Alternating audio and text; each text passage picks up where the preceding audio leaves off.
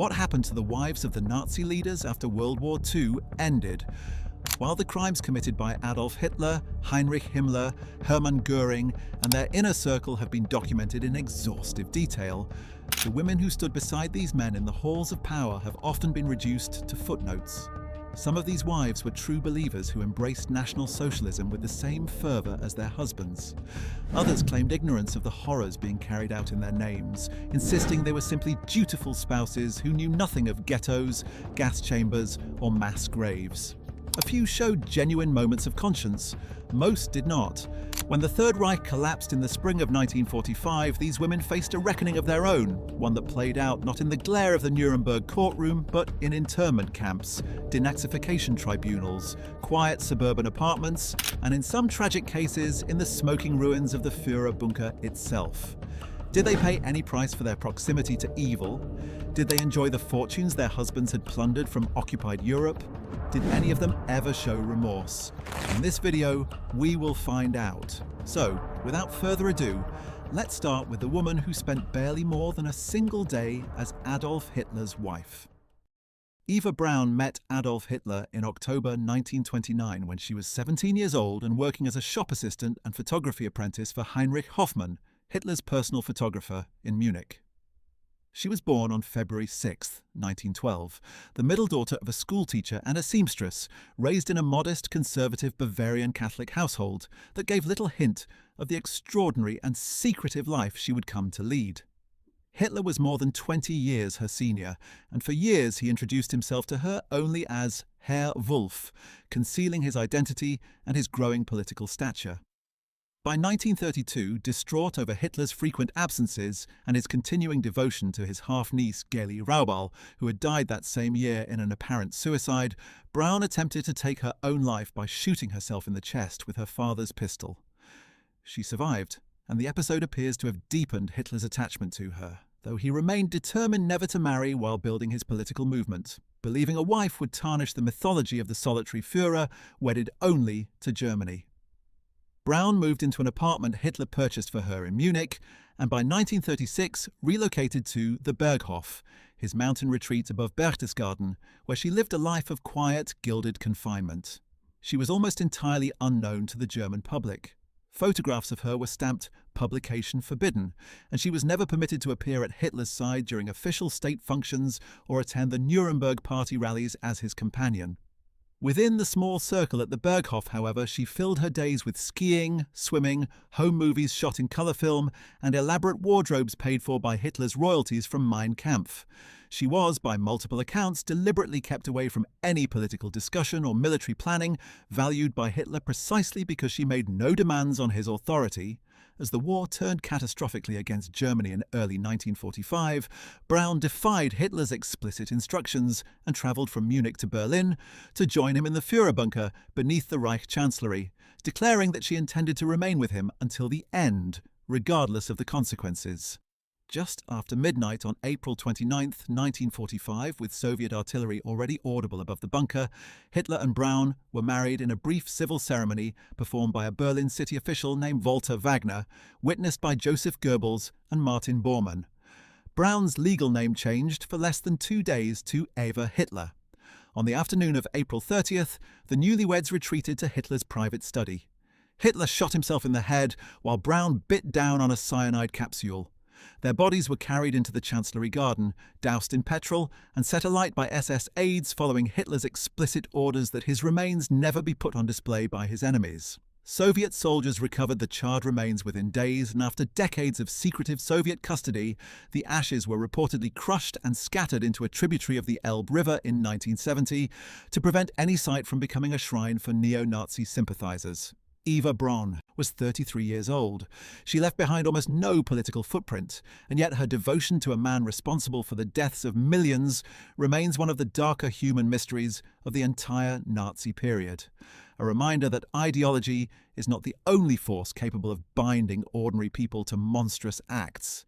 If Eva Braun represented invisibility, Magda Goebbels represented the opposite extreme. A woman groomed and celebrated as the unofficial First Lady of the Third Reich, and one who ultimately committed the single most horrifying act attributed to any Nazi spouse. Born Johanna Maria Magdalena Ritschl in Berlin on November 11, 1901, Magda came from a complicated family background. She was raised for a time by her mother's second husband, a Jewish businessman named Richard Friedländer, who had legally adopted her, a man who would later die at Buchenwald concentration camp in 1939, while his former stepdaughter did nothing to intervene. Magda's first marriage, to the wealthy industrialist Günther Quandt, ended in divorce, but not before she gave birth to a son, Harold, who would be the only one of her children to survive the war. She joined the Nazi Party in September 1930 and met Joseph Goebbels shortly afterward while volunteering in party offices. The two were married on December 19, 1931, with Adolf Hitler serving as a witness at the ceremony, a mark of the closeness between the Goebbels family and the Führer that would only deepen over the following decade. Hitler, who deliberately avoided marriage himself to preserve his public image, grew genuinely fond of the Goebbels household, frequently visiting late at night to relax in the company of the couple and their growing family of children. Between 1932 and 1940, Magda bore 6 children with Joseph Goebbels, all given names beginning with the letter H: Helga, Hilda, Helmut, Holder, Hedda, and Haida. The family became a fixture of Nazi propaganda, presented in newsreels and magazines as the ideal German household, even as Joseph Goebbels conducted a long series of extramarital affairs, most notoriously with the Czech actress Lida Barova, a scandal so severe in 1938 that Magda petitioned Hitler for a divorce, only to be refused. Hitler needed the appearance of a stable Goebbels marriage too badly to allow it to dissolve. As Nazi Germany crumbled in early 1945, Magda and her children joined Joseph Goebbels and the Hitler entourage in the Führerbunker beneath the Reich Chancellery. On the afternoon of May 1, 1945, one day after Hitler's own suicide, Magda made the decision that would define her name in history. She had already conferred with SS doctors about how her 6 children, ranging in age from 4 to 12, could be killed quickly. An SS dentist named Helmut Kunz administered morphine injections to render the children unconscious, after which Magda and Hitler's physician, Ludwig Stumpfegger, crushed cyanide capsules into their mouths. Witnesses in the bunker recalled Magda calmly combing her daughter's hair and tying ribbons into it that same evening, telling the children they were simply receiving medicine to help them sleep. In a farewell letter to her surviving son Harold, she wrote that the world without National Socialism was not worth living in, and that she could not bear the thought of her children growing up in a world that would revile their father's name. After the murders, Magda and Joseph Goebbels ascended to the Chancellery Garden, where Goebbels reportedly shot his wife before turning the gun on himself, though some accounts suggest they bit cyanide capsules simultaneously before a coup de grace was administered by an aide. Their bodies were partially burned and discovered by Soviet troops on May 2nd. Magda Goebbels was 43 years old. She never faced any tribunal, never answered for the murder of her own children, and her crime remains one of the starkest illustrations of fanaticism curdling into unthinkable violence in the regime's final hours. From the darkest fate among the Nazi wives, we turn to one who enjoyed one of the most glamorous and materially privileged post-war lives of any of them, at least for a time. Emmy Göring, born Emmy Sonnemann, was a stage actress before she caught the attention of Hermann Göring, the commander of the Luftwaffe and once Hitler's designated successor. The two married on April 10, 1935, in a lavish Berlin ceremony that saw 500 Luftwaffe aircraft fly overhead in salute, a display Göring reportedly promised to double had the couple's child, born in 1938 and named Edda, been a son instead of a daughter. Emmy did not seek out Nazi Party membership on her own initiative. Remarkably, she was gifted an induction into the party as a Christmas present in 1938, a token of how thoroughly her identity had become entwined with her husband's political stature. As Hermann Göring's wife, Emmy assumed the role of hostess at countless state functions before the outbreak of war, a position that led her to proclaim herself the First Lady of the Third Reich, a title that inevitably brought her into conflict with Eva Braun, whom Emmy treated with open disdain and social condescension. The rivalry grew so poisonous that Hitler personally ordered Hermann Göring to instruct his wife to show Eva greater respect, and Emmy found herself banished from invitations to the Berghof as a consequence. Despite the friction, Emmy enjoyed a life of almost unimaginable opulence throughout the war years. The Görings owned mansions, hunting estates and castles across Germany, Austria, and occupied Poland, many of them furnished with art and valuables plundered from Jewish families and other victims of Nazi persecution. When the war ended and Hermann Göring was captured, tried and sentenced to death at Nuremberg before cheating the hangman with a smuggled cyanide capsule on the eve of his execution, Emmy was left to answer for her own conduct before a German denazification court. She was found guilty of being an active Nazi and sentenced to a year of incarceration. Upon her release, roughly 30% of her remaining wealth was confiscated by the state, and she was barred from performing on any stage for 5 years, a professional death sentence for a woman who had once been a celebrated actress in her own right. Emmy spent her remaining years in a small, modest apartment in Munich, a striking contrast to the palatial estates of her married life, and she published a memoir titled My Life with Göring, in an effort to rehabilitate her husband's memory and, by extension, her own. She died in Munich on June 8, 1973, at the age of 80, having outlived nearly the entire Nazi leadership by decades, her name remembered today largely as a footnote to her husband's infamy, rather than for any independent legacy of her own. Not every Nazi wife descended into obscurity or poverty after the war. Some clung fiercely and openly to the ideology that had destroyed their family's fortunes. Ilse Hess exemplified this defiance more than almost any other figure among the wives of the Nazi elite. She met Rudolf Hess, who would become Adolf Hitler's deputy Führer in the early 1920s, and the two married on December 20, 1927 in Munich, with Hitler himself serving as godfather to their only child, Wolf Rüdiger Hess, born in 1937. Ilse had joined the Nazi Party as early as 1921, dropped her membership when the party was briefly banned, and rejoined in 1925, marking her as one of the movement's earliest and most committed female adherents. Throughout the 1930s, as her husband rose to become the second most powerful man in the Nazi hierarchy after Hitler, Ilse remained a devoted and visible presence within party circles. Her loyalty was tested dramatically in May 1941 when Rudolf Hess undertook his infamous solo flight to Scotland, attempting to broker an unauthorised peace agreement with Britain, a mission that ended with his immediate arrest and imprisonment for the remainder of the war. Rather than distancing herself from her husband's baffling and unauthorised gambit, Ilse staunchly defended his intentions, insisting he had acted out of genuine patriotic conviction. When the war ended, with Rudolf Hess sentenced to life imprisonment at the Nuremberg trials for crimes against peace, Ilse Hess was herself arrested, along with other wives of convicted Nazi leaders, and interned in a camp near Augsburg. Upon her release, she relocated to the Allgäu region of Bavaria and opened a boarding house in 1955 to support herself and her son. She never abandoned her National Socialist convictions.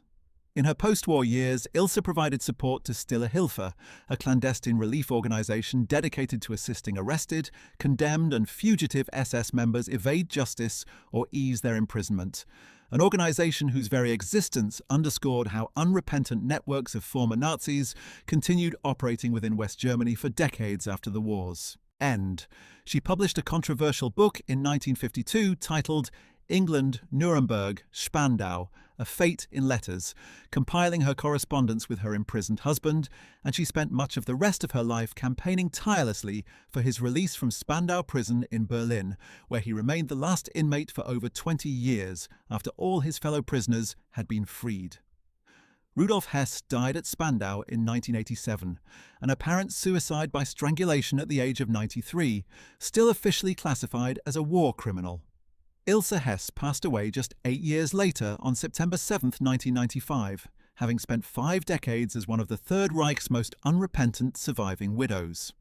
Margaret Himmler occupied a strange and often overlooked position among the Nazi wives, married as she was to Heinrich Himmler, the architect of the SS and one of the chief engineers of the Holocaust. Ironically, given her husband's later role in organising mass murder on an industrial scale, Margaret had trained as a nurse during the First World War with the stated intention of saving lives, later managing a private nursing clinic with financial backing from her father. She met Heinrich Himmler in 1927 during one of his lecture tours. And despite his family's initial reluctance, given the couple's age difference, her previous marriage, and her Protestant faith clashing with his Catholic upbringing, the two married in July 1928. Their daughter, Gudrun, was born the following year. Margaret joined the Nazi Party in 1928 and took on an active role organising social gatherings for the wives of senior SS officers, though she was, by multiple accounts, widely disliked within that circle. During the 1938 Nuremberg rally, the other wives openly refused to follow her social lead, a clear sign of her poor standing even among fellow true believers. By 1939, Margaret had risen to oversee the operation of German Red Cross hospitals throughout the Berlin-Brandenburg region, a role that took her on inspection trips into German-occupied territory.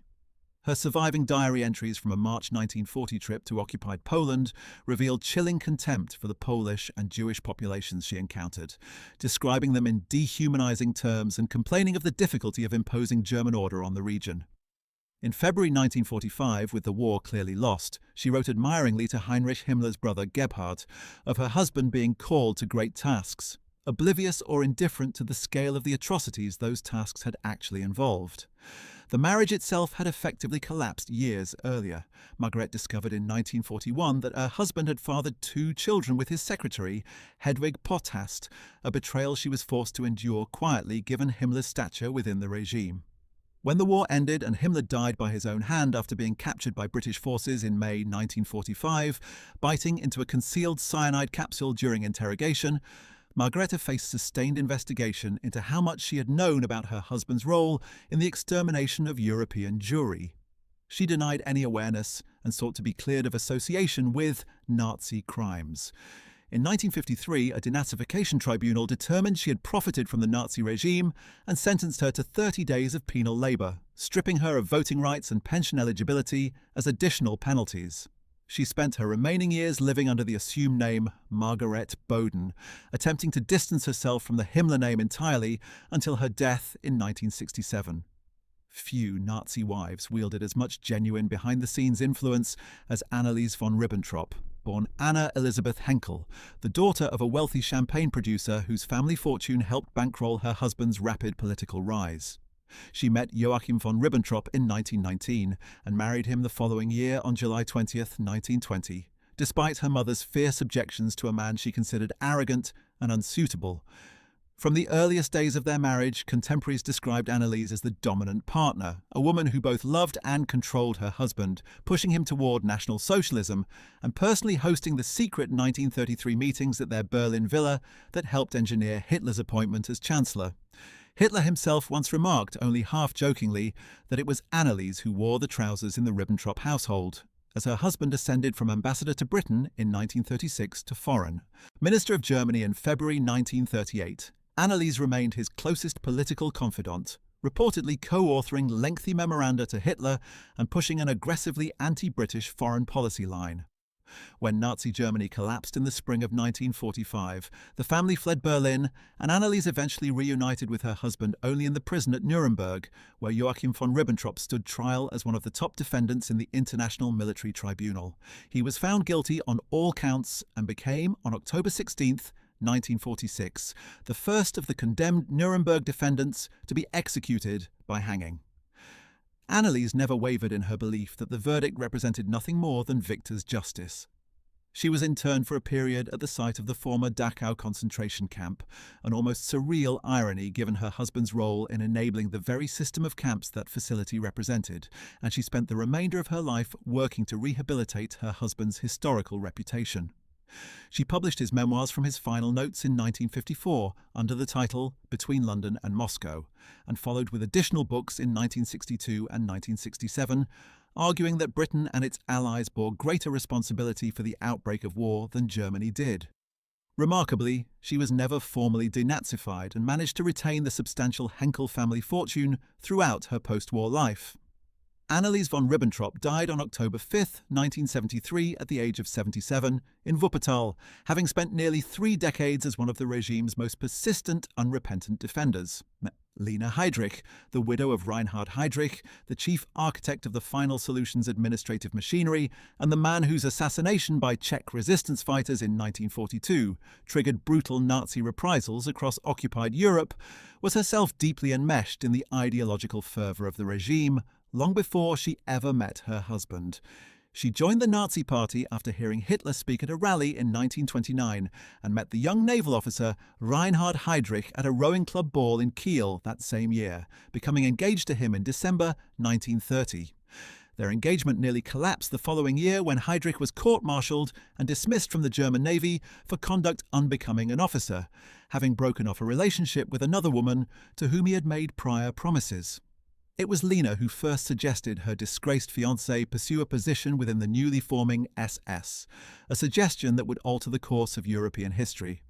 Heydrich's ideas for an SS intelligence apparatus so impressed Heinrich Himmler that he immediately appointed him to lead what would become the Sicherheitsdienst, the SD. As a reward for her husband's zealous service to the Nazi cause, Hitler personally gifted the Heydrich family a large confiscated estate in rural Bohemia, where Lena is alleged to have kept and physically abused forced labourers. The family fled the estate in April 1945 as the Soviet Red Army closed in on the region. In the post-war denazification proceedings, Lena Heydrich was acquitted of wrongdoing, and through a series of legal battles against the West German government in 1956 and 1959, she successfully secured a state pension, an outcome many found deeply troubling given her husband's central role in the Holocaust. She had been sentenced to life imprisonment in absentia by a Czechoslovak court for her husband's crimes, though she managed to avoid ever serving that sentence by remaining outside Czechoslovak jurisdiction. In 1965, while vacationing in Finland, she met and married a Finnish theatre director named Mauno Manninen, a union she later acknowledged was motivated primarily by her desire to shed the notorious Heydrich surname. She converted her late husband's former summer estate on the island of Fehmarn into a restaurant and inn, an enterprise that operated until a fire caused significant damage to the property. In 1976, she published a memoir titled Life with a War Criminal, in which she continued to defend Reinhard Heydrich's reputation and character. Lena Heydrich died on August 14, 1985, at the age of 74, having spent 4 decades as one of the more openly unapologetic widows of the Nazi hierarchy. Brigitte Frank earned herself an infamous nickname during the war that captured the sheer scale of her greed and her husband's absolute power over occupied Poland. Hans Frank, a lawyer who had served as Hitler's personal legal advisor since the party's earliest days, was appointed Governor-General of the occupied Polish territories in October 1939, presiding over a regime of terror, plunder and mass murder that would ultimately claim the lives of an estimated 4 million people under his jurisdiction. Brigitte, whom Hans had married in 1925 after meeting her while she worked as a secretary at Munich University, took to calling herself the Queen of Poland once her husband assumed his new position, and the title was more than a private joke. She was frequently seen touring the ghettos of Krakow and Warsaw in an open Mercedes, using false promises and outright intimidation to extract jewellery, furs and other valuables from desperate Jewish families. The Frank family took up residence in the historic Wawel Castle in Krakow, once the seat of Polish kings, and lived a life of extraordinary excess funded by looted art, confiscated estates, and the wholesale exploitation of a conquered population. The marriage itself, however, was deeply unhappy, marked by mutual infidelity on both sides.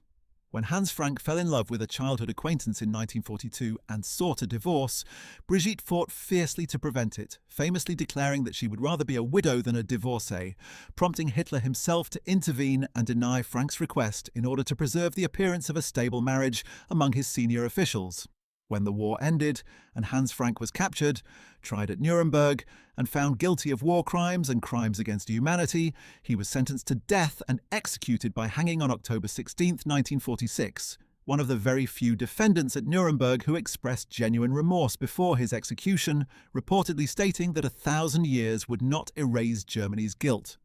Brigitte, stripped of the immense wealth and status she had once enjoyed, was reduced to bartering stolen jewellery for basic food supplies to support her 5 children in the chaos of post-war Germany. She never faced formal war crimes charges of her own, despite her documented participation in looting occupied Poland, and she spent her remaining years attempting to preserve a sanitized image of her executed husband for the sake of their children, an effort that would later be shattered by her own son, Niklas Frank, who published a scathing memoir in 1987 excoriating his father as a vicious opportunist and his mother as a woman who cared for her children, chiefly as leverage over her husband. Brigitte Frank died in 1959. Henrietta von Schirach stands out among the wives of the Nazi elite as one of the very few who ever directly challenged Adolf Hitler on the subject of the Holocaust to his face, though the personal cost of that confrontation was steep.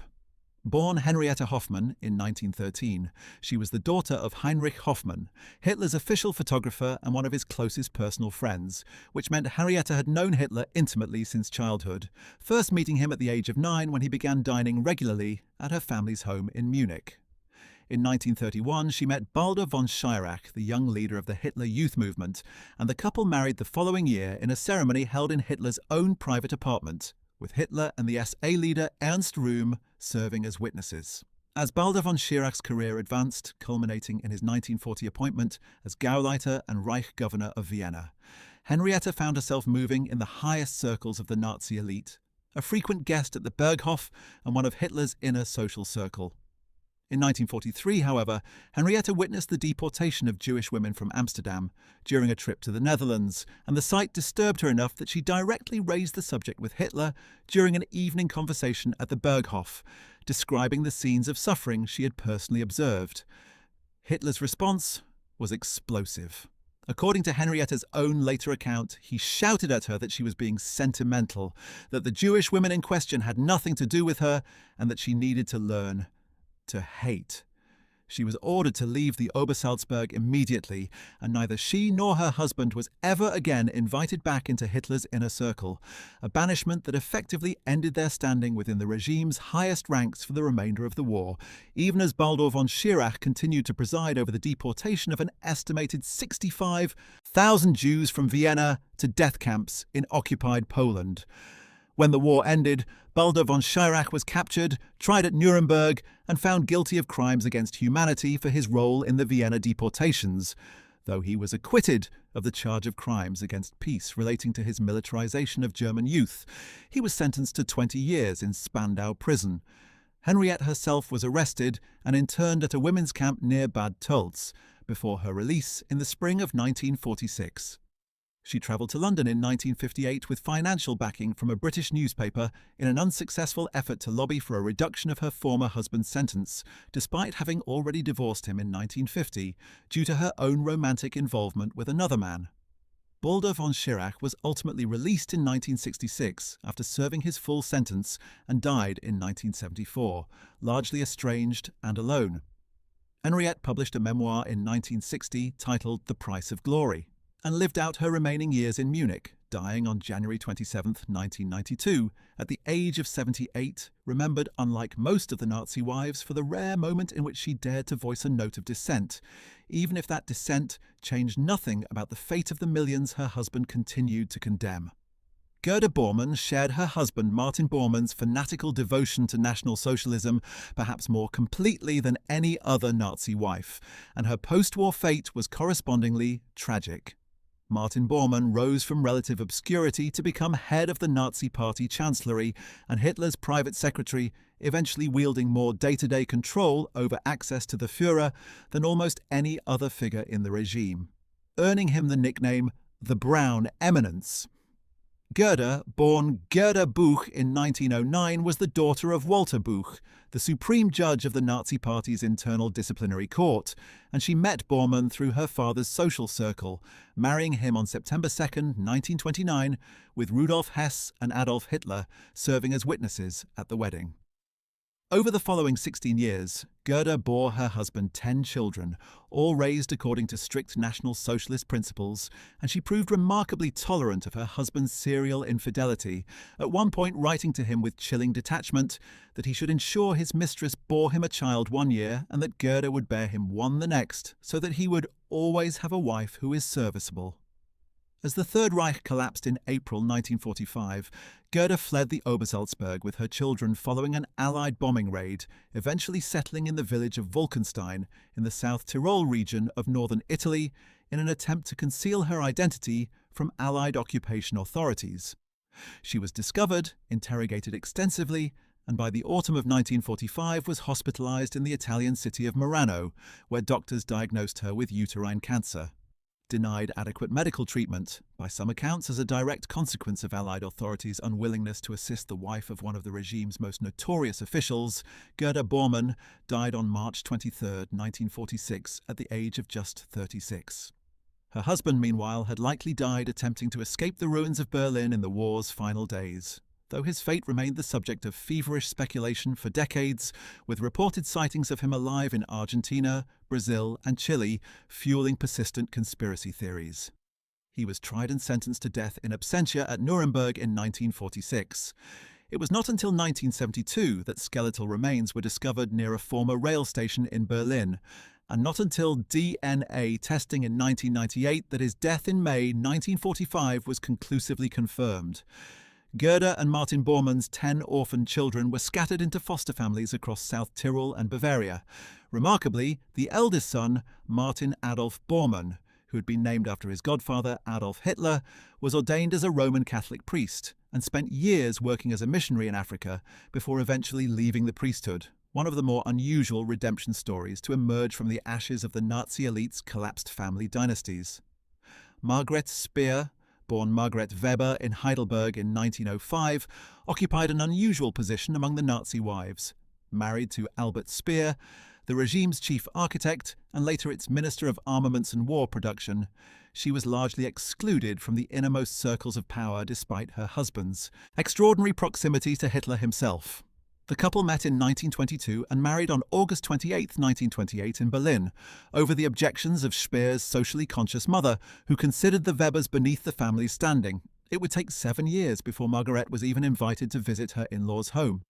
The Speers had 6 children together, and the family spent considerable time at Obersalzberg, where Hitler took a personal interest in the children and where Margret became friendly with Eva Braun, another woman relegated to the margins of formal political life, despite her proximity to ultimate power. Albert Speer grew increasingly distant from his family as his career advanced, a coldness that persisted even after the war. Following Germany's surrender, Speer was arrested in May 1945 and would eventually be sentenced at Nuremberg to 20 years imprisonment at Spandau prison, one of the longest sentences handed down to any defendant who escaped the gallows, a fate many historians attribute to his carefully cultivated post-war image as the technocratic good Nazi, who claimed ignorance of the full scope of the Holocaust despite substantial evidence to the contrary. Margaret relocated their 6 children to Heidelberg, where she raised them largely alone through the desperate post-war years of food shortages and economic collapse, maintaining the family home while her husband served out his sentence.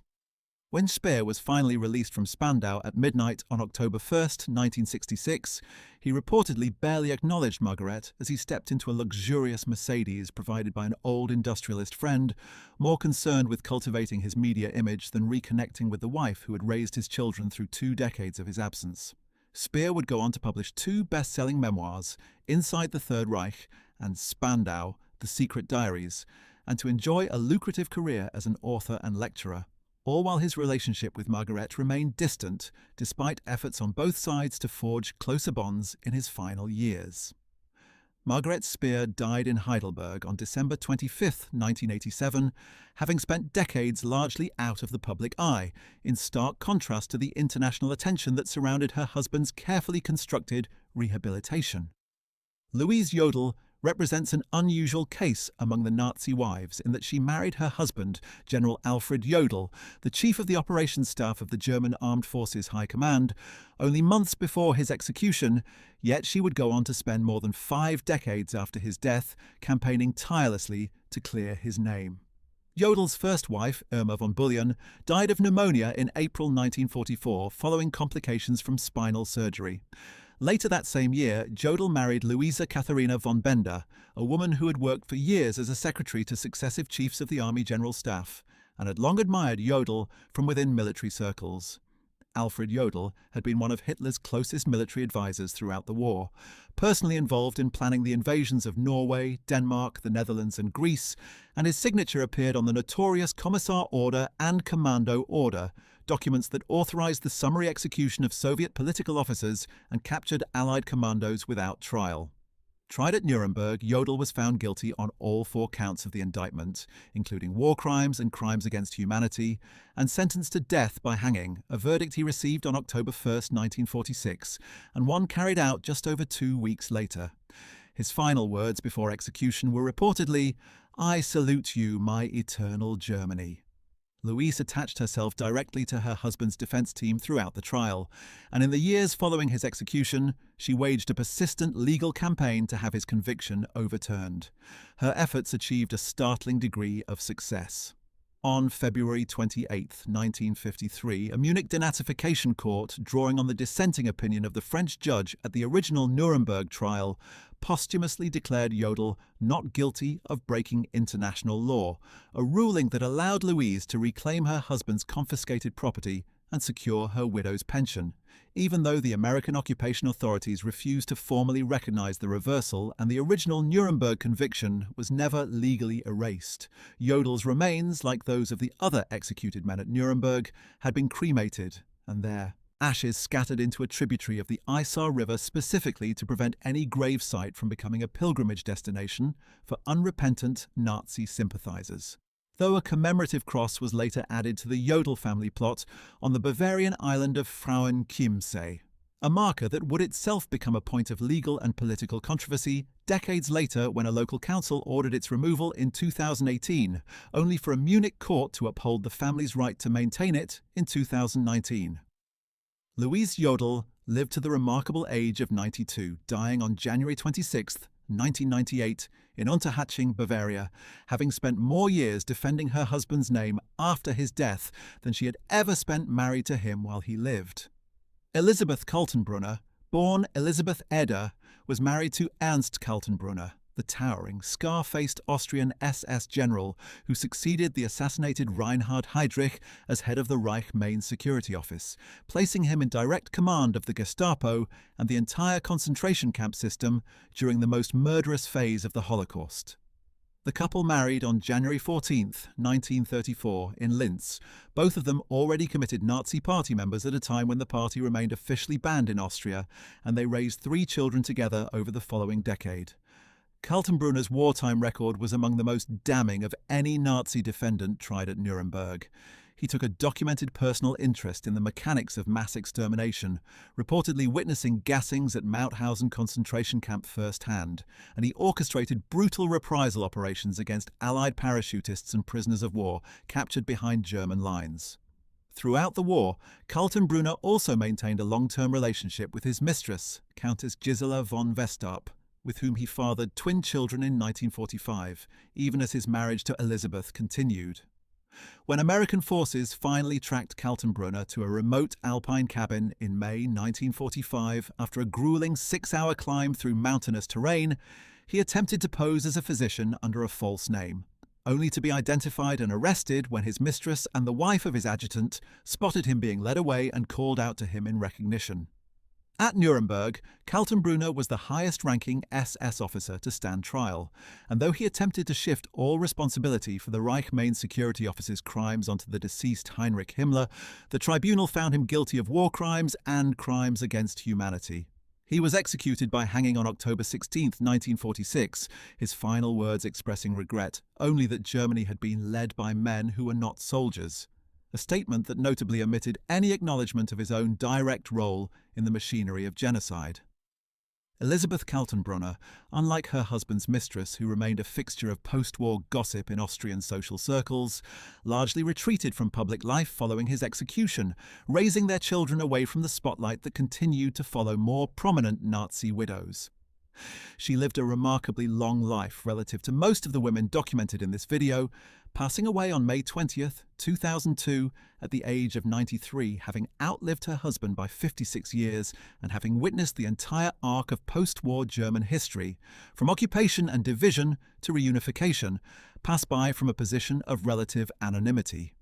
Marie Auguste von Neurath, born Marie Auguste Moser von Vilseck, was married to Konstantin von Neurath, a career diplomat from an old Swabian noble family who served as Germany's foreign minister from 1932 through 1938, spanning the transition from the conservative Weimar-era cabinets through the first critical years of Hitler's consolidation of power. The couple married on May 30th, 1901 in Stuttgart, decades before Hitler's rise, and their long marriage produced 2 children who survived to adulthood. Neurath had built his reputation through diplomatic postings in Copenhagen, Rome and London, and his aristocratic bearing lent an air of conservative legitimacy to the early Nazi government that Hitler found useful, even as the 2 men increasingly clashed over the pace and recklessness of German foreign policy. Neurath was eventually replaced as foreign minister by the far more compliant Joachim von Ribbentrop in February 1938, but rather than retiring from public life, he was appointed Reich Protector of Bohemia and Moravia in the newly occupied Czech territories in March 1939, a position in which he oversaw the suppression of Czech political institutions and the imposition of the Nuremberg race laws, even as Hitler grew increasingly frustrated that Neurath's administration was, in the Führer's own words, too lenient toward Czech resistance. He was effectively stripped of authority in September 1941, with Reinhard Heydrich installed as his de facto successor, though Neurath's resignation was not formally accepted until 1943. Throughout this long career, Marie Auguste remained largely in the traditional role of a senior diplomat's wife, accompanying her husband to postings across Europe and hosting the formal social functions expected of a foreign minister's household, without the kind of direct political influence exercised by women like Anneliese von Ribbentrop. When the war ended, Neurath was tried at Nuremberg and, owing to his relatively more moderate wartime record compared to the regime's most fanatical officials, was spared the death penalty and instead sentenced to 15 years imprisonment. Ill health, including a heart attack, led to his early release from Spandau prison on November 6, 1954, after serving only 8 years of his sentence, one of the earliest releases granted to any of the major Nuremberg defendants. Marie Auguste, who had remained married to Neurath throughout his imprisonment, was present for his release, and the couple retired together to the family's ancestral estate in Ensweihingen, where Konstantin von Neurath died 2 years later, on August 14, 1956, at the age of 83. Marie Auguste survived her husband by 4 years, dying in 1960, having spent nearly 6 decades as the wife of a man who began his career serving the Kaiser's diplomatic corps and ended it as a convicted war criminal of the Third Reich, a trajectory that in many ways mirrored the broader complicity of Germany's traditional conservative elite in enabling Hitler's rise. Elisabeth Sauckel's life stands as an example of how thoroughly the fortunes of a Nazi wife could be tied to the sheer administrative reach of her husband's crimes, even when her own name barely surfaces in the historical record. Fritz Sauckel rose from a difficult childhood as the son of a postman, spending his teenage years as a merchant sailor before being interned in France for the duration of the First World War, after his vessel was captured by French naval forces. He joined the Nazi Party in 1923, established himself as a leading party organizer in the German state of Thuringia, and in 1924 he married Elisabeth Wetzel, with whom he would go on to have an extraordinary 10 children over the following years, a family size the Nazi regime celebrated as an embodiment of its pro-natalist ideology. Sauckel became Gauleiter of Thuringia in 1927 and, following Hitler's rise to the chancellorship, was appointed Reich governor of the same region in 1933, positions he held for the entire 12-year existence of the Third Reich. His most consequential and murderous role came in March 1942, when Hitler appointed him General Plenipotentiary for Labour Deployment, placing him in charge of the forced mobilization of foreign workers to sustain the German war economy. Under Sauckel's direction, an estimated 5 million foreign labourers, many of them abducted from occupied Poland, Ukraine, and other Eastern European territories, were forcibly transported into Germany to work in appalling conditions in factories, farms, and mines, with mortality rates among these so-called Ostarbeiter reaching horrifying levels due to malnutrition, disease, and brutal treatment. Throughout this period, Elisabeth Sauckel remained the wife of a regional Gauleiter, raising the couple's large family in Thuringia, while her husband oversaw one of the most extensive systems of forced labour in modern history, a system historians consider one of the closest parallels to slavery practiced anywhere in the 20th century. When the war ended, Fritz Sauckel was captured, tried at Nuremberg, and found guilty of war crimes and crimes against humanity, specifically for his administration of the forced labour programme. He was sentenced to death and executed by hanging on October 16, 1946, protesting his innocence to the very end and insisting that he had merely followed orders passed down from Hitler and Göring. Elisabeth Sauckel, left to raise 10 children alone in the devastated ruins of post-war Germany, faded from public record. Almost entirely, one of the countless Nazi wives whose personal fate after the collapse of the regime remains obscure precisely because she held no independent public role, her existence documented chiefly through the scale of her family and the enormity of her husband's crimes, rather than through any actions of her own. Ingeborg Dönitz, born Ingeborg Weber, was married to Karl Dönitz, the U-boat commander who rose to become Grand Admiral of the German Navy, and, in the war's final chaotic days, Hitler's designated successor as head of the entire German state. The couple married on May 27, 1916, when Dönitz was still a young naval officer serving in the First World War, and Ingeborg, the daughter of a German general, would remain married to him for the following 46 years, through his rise to command all German U-boat forces, his eventual promotion to Grand Admiral in January 1943 after replacing the demoted Erich Raeder, and his brief, surreal tenure as the last head of state of Nazi Germany, following Hitler's suicide on April 30, 1945. The war exacted a brutal personal toll on the Dönitz family well before Germany's final collapse.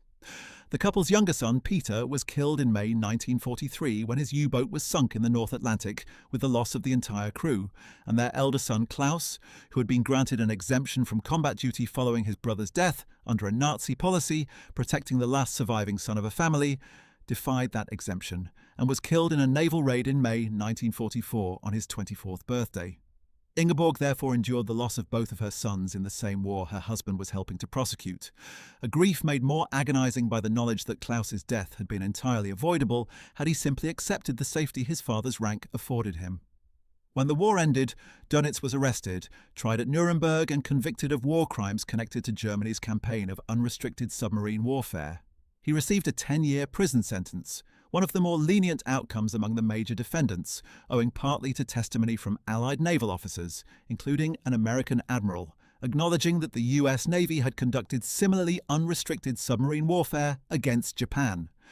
Throughout her husband's decade of imprisonment at Spandau, Ingeborg worked as a nurse and later as a medical receptionist in Rheinbeck, near Hamburg, supporting herself independently rather than relying on any remaining fortune, a rare example among the Nazi wives of genuine post-war self-sufficiency born of necessity.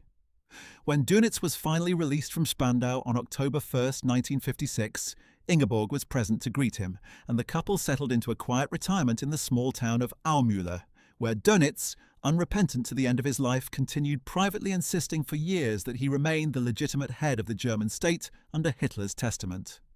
Ingeborg Dönitz died on May 2, 1962, at the age of 68, sparing her the sight of her husband's controversial funeral 18 years later, an event that drew both foreign naval officers paying quiet tribute to a fellow submariner and outraged criticism from those who viewed any honour paid to Dönitz as an affront to his victims. Erika Raeder was married to Erich Raeder, the Grand Admiral who commanded the German Navy for the first half of the Second World War before his acrimonious replacement by Karl Dönitz in January 1943. A demotion driven largely by Hitler's fury over a series of humiliating naval defeats, most notably the failed Battle of the Barents Sea. Raeder had attained the rank of Grand Admiral in 1939, becoming the first officer to hold the German Navy's highest rank in decades. But his strategic emphasis on a traditional surface battle fleet increasingly fell out of favour, as Dönitz's U-boat campaign proved far more effective at threatening Allied shipping. When Raeder was demoted to the largely ceremonial position of Admiral Inspector, he found himself sidelined from the war's remaining major decisions, a bitter turn for a man who had spent decades building the modern German Navy from the restrictions imposed by the Treaty of Versailles.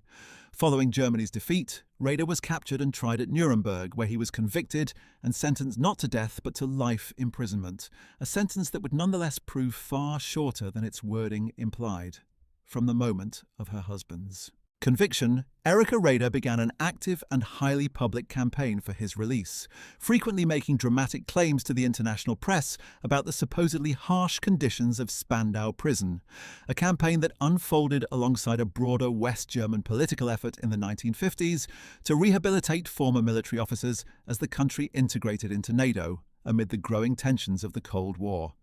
This campaign proved successful. Citing his failing health, authorities released Erich Raeder from Spandau on September 26, 1955, after serving less than a decade of his ostensible life sentence, and Erika accompanied him into a comfortable retirement in Lippstadt, Westphalia.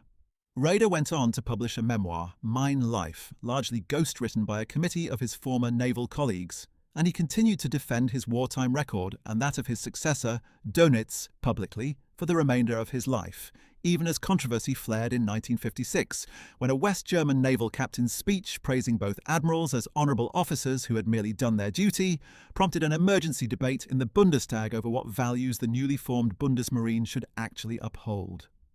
Erich Raeder died in Kiel on November 6, 1960, with Dönitz himself attending the funeral, and Erika, having spent the final years of her marriage as her husband's most visible and effective advocate, quietly faded from public record in the years that followed, her story illustrating how the wives of Germany's military leadership, unlike the wives of the regime's most notorious political fanatics, often found a measure of public sympathy in a West Germany eager to draw a sharp distinction between ordinary soldiers following orders and the ideological architects of Nazi crimes.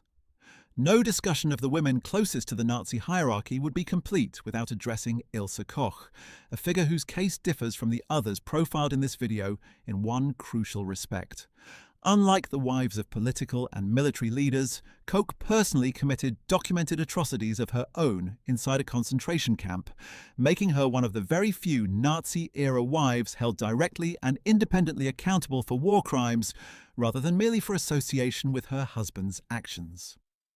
Born Margaret Ilse Köhler in Dresden in 1906 to a working-class Lutheran family, she left school early to work as a secretary, eventually finding employment at a factory producing cigarettes for Nazi Party fundraising efforts, and she joined the Nazi Party herself in 1932, earlier than most of her contemporaries. She married Karl Otto Koch, an SS officer, in May 1937, shortly after he was appointed commandant of the newly established Buchenwald concentration camp near Weimar, having previously served in a similar role at Sachsenhausen.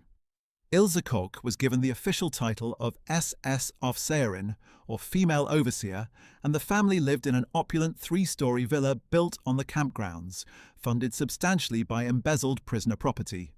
Survivors would later testify that Koch rode on horseback through the camp with a riding crop, singling out prisoners for brutal punishment, and that a private indoor riding arena costing over 250,000 Reichsmarks was constructed for her personal use, using unpaid slave labour, a project that reportedly killed or drove to suicide at least 30 of the prisoners forced to build it. The most infamous allegations against her, that she selected inmates with distinctive tattoos to be murdered so their skin could be fashioned into lampshades, book bindings, and other household objects, generated worldwide media attention at her post-war trials, though later historical scholarship has found the most sensational specific claims difficult to substantiate with hard evidence, even as her broader documented cruelty toward prisoners was never seriously in dispute.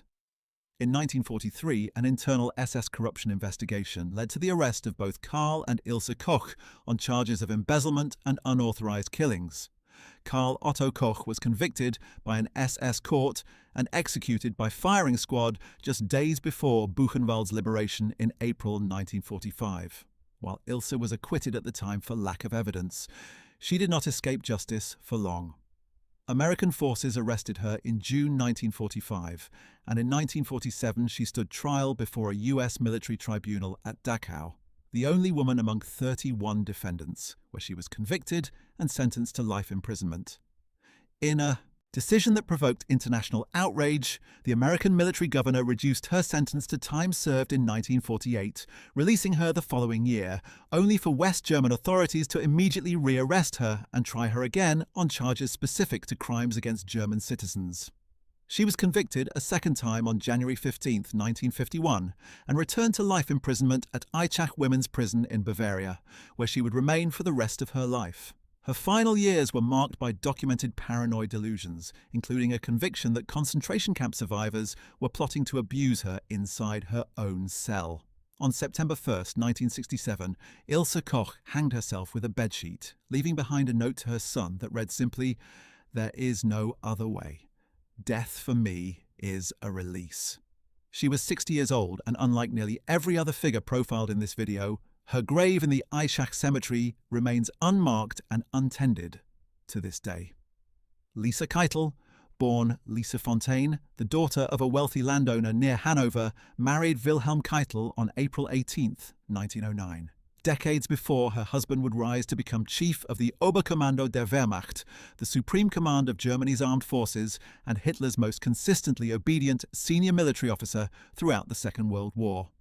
Contemporaries who knew the couple, including Keitel's own biographer, described Lisa as probably the stronger and more ambitious partner in the marriage, a woman who pushed her husband toward greater political engagement even as he cultivated a reputation among his fellow officers as Hitler's habitual yes man, a nickname that dogged him throughout his career and would ultimately help seal his fate at Nuremberg. The couple had 6 children together, and Lisa's own correspondence reveals that she recognized her husband's growing infatuation with Hitler well before Keitel himself was willing to admit it publicly.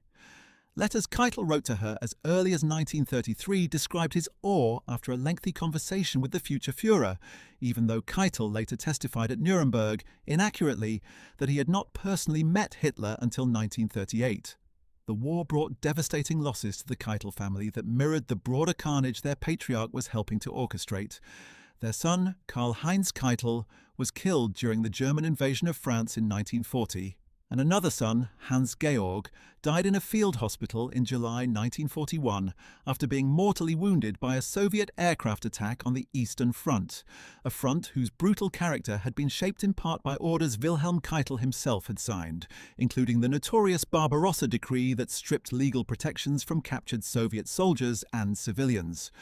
Wilhelm Keitel signed the German army's unconditional surrender to the Allies in the early hours of May 9, 1945, and was arrested days later at Flensburg. At Nuremberg, he was found guilty on all 4 counts of the indictment, including war crimes and crimes against humanity, for his role in transmitting and enforcing Hitler's most criminal directives throughout the war. He requested execution by firing squad as a soldier's death, but the tribunal, determined to underscore the criminal rather than purely military nature of his actions, denied the request, and he was hanged at Nuremberg on October 16, 1946, telling the prison chaplain beforehand that religious counsel had helped him more than the chaplain could know. Lisa Keitel, left a widow with her remaining children in the wreckage of post-war Germany, faded almost entirely from the historical record, her name surviving today chiefly through her husband's memoirs and the correspondence that revealed, perhaps more clearly than Keitel himself ever admitted, just how early and how completely the family had thrown its lot in with Hitler's rise. Hedwig Rosenberg, born Hedwig Kramer, was the second wife of Alfred Rosenberg, the Baltic German ideologue whose 1930 book The Myth of the 20th Century sold over 1 million copies in Germany and helped supply the pseudo-intellectual justification for the regime's racial theories, its persecution of Jews, and its brutal vision of eastward expansion. Rosenberg had divorced his first wife, an ethnic Estonian named Hilda Liesmann, in 1923, and married Hedwig 2 years later in 1925. The couple would remain together until his execution, raising a daughter named Irene, born in 1930, after an earlier son died in infancy. As the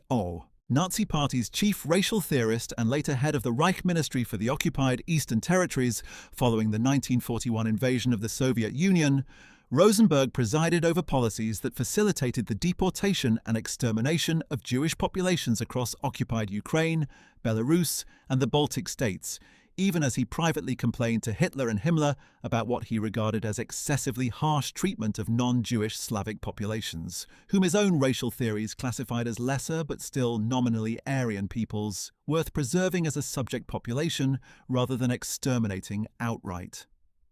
Hedwig and her daughter Irene lived through the war largely removed from the front lines of these atrocities, occupying the relatively insulated world of the Nazi Party's Berlin bureaucratic elite, even as Rosenberg's ministry helped implement genocide across the occupied East. When the war ended, both Hedwig and Irene were arrested by Allied forces in 1945, and Alfred Rosenberg was tried at Nuremberg, where he offered the defense that he had remained ignorant of the full scope of the Holocaust, a claim historians have found difficult to credit given that two officials from his own ministry were present at the January 1942 Wannsee Conference, where the logistics of the final solution were formally coordinated among the regime's leadership. Rosenberg was found guilty on all 4 counts of the Nuremberg indictment and was executed by hanging on October 16, 1946. When asked at the gallows whether he had any final statement, he offered only a single word: no, the only condemned man at Nuremberg to decline any final remarks whatsoever. Hedwig Rosenberg died just 1 year after her husband's execution in 1947, leaving their teenage daughter Irene to navigate the aftermath of her parents' Nazi legacy alone. Irene would later refuse virtually all contact with historians and journalists seeking information about her father, retreating into a private life in a pattern noted by researchers as broadly similar to that of Gudrun Himmler, Heinrich Himmler's daughter, who spent her own adult life defending her father's memory rather than confronting the crimes he had committed. Gertrude Seyss-Inquart, born Gertrude Maschke, the daughter of an Austrian general, met Arthur Seyss-Inquart in 1911 and married him in December 1916, years before he ascended to the very peak of Austrian and then Nazi power. Arthur Seyss-Inquart briefly served as Chancellor of Austria for a mere 2 days in March 1938, a puppet appointment engineered by Hitler specifically to provide legal cover for the Anschluss, Germany's annexation of Austria, and he went on to hold a series of increasingly brutal administrative posts throughout the war: deputy to Hans Frank in the general government of occupied Poland, and finally Reichskommissar of the occupied Netherlands from 1940 until the war's end. In the Netherlands, Seyss-Inquart shared direct responsibility for the deportation of the overwhelming majority of Dutch Jews to death camps in occupied Poland,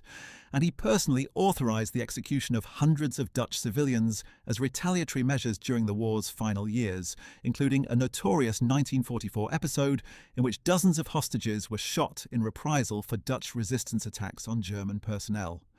Throughout this dark career, Gertrude Seyss-Inquart remained largely outside the documented historical record, raising the couple's 3 children as her husband moved between Vienna, Krakow, and The Hague in service of an occupation regime that brought famine, deportation, and mass execution to the Dutch population, particularly during the notorious Hunger Winter of 1944 to 1945, when German-imposed transport restrictions and requisitioning contributed to the starvation deaths of an estimated 20,000 Dutch civilians.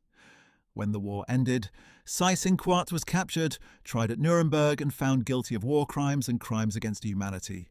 He was sentenced to death and executed by hanging on October 16, 1946, telling onlookers in his final words that he hoped his execution would represent the last act of the tragedy of the Second World War.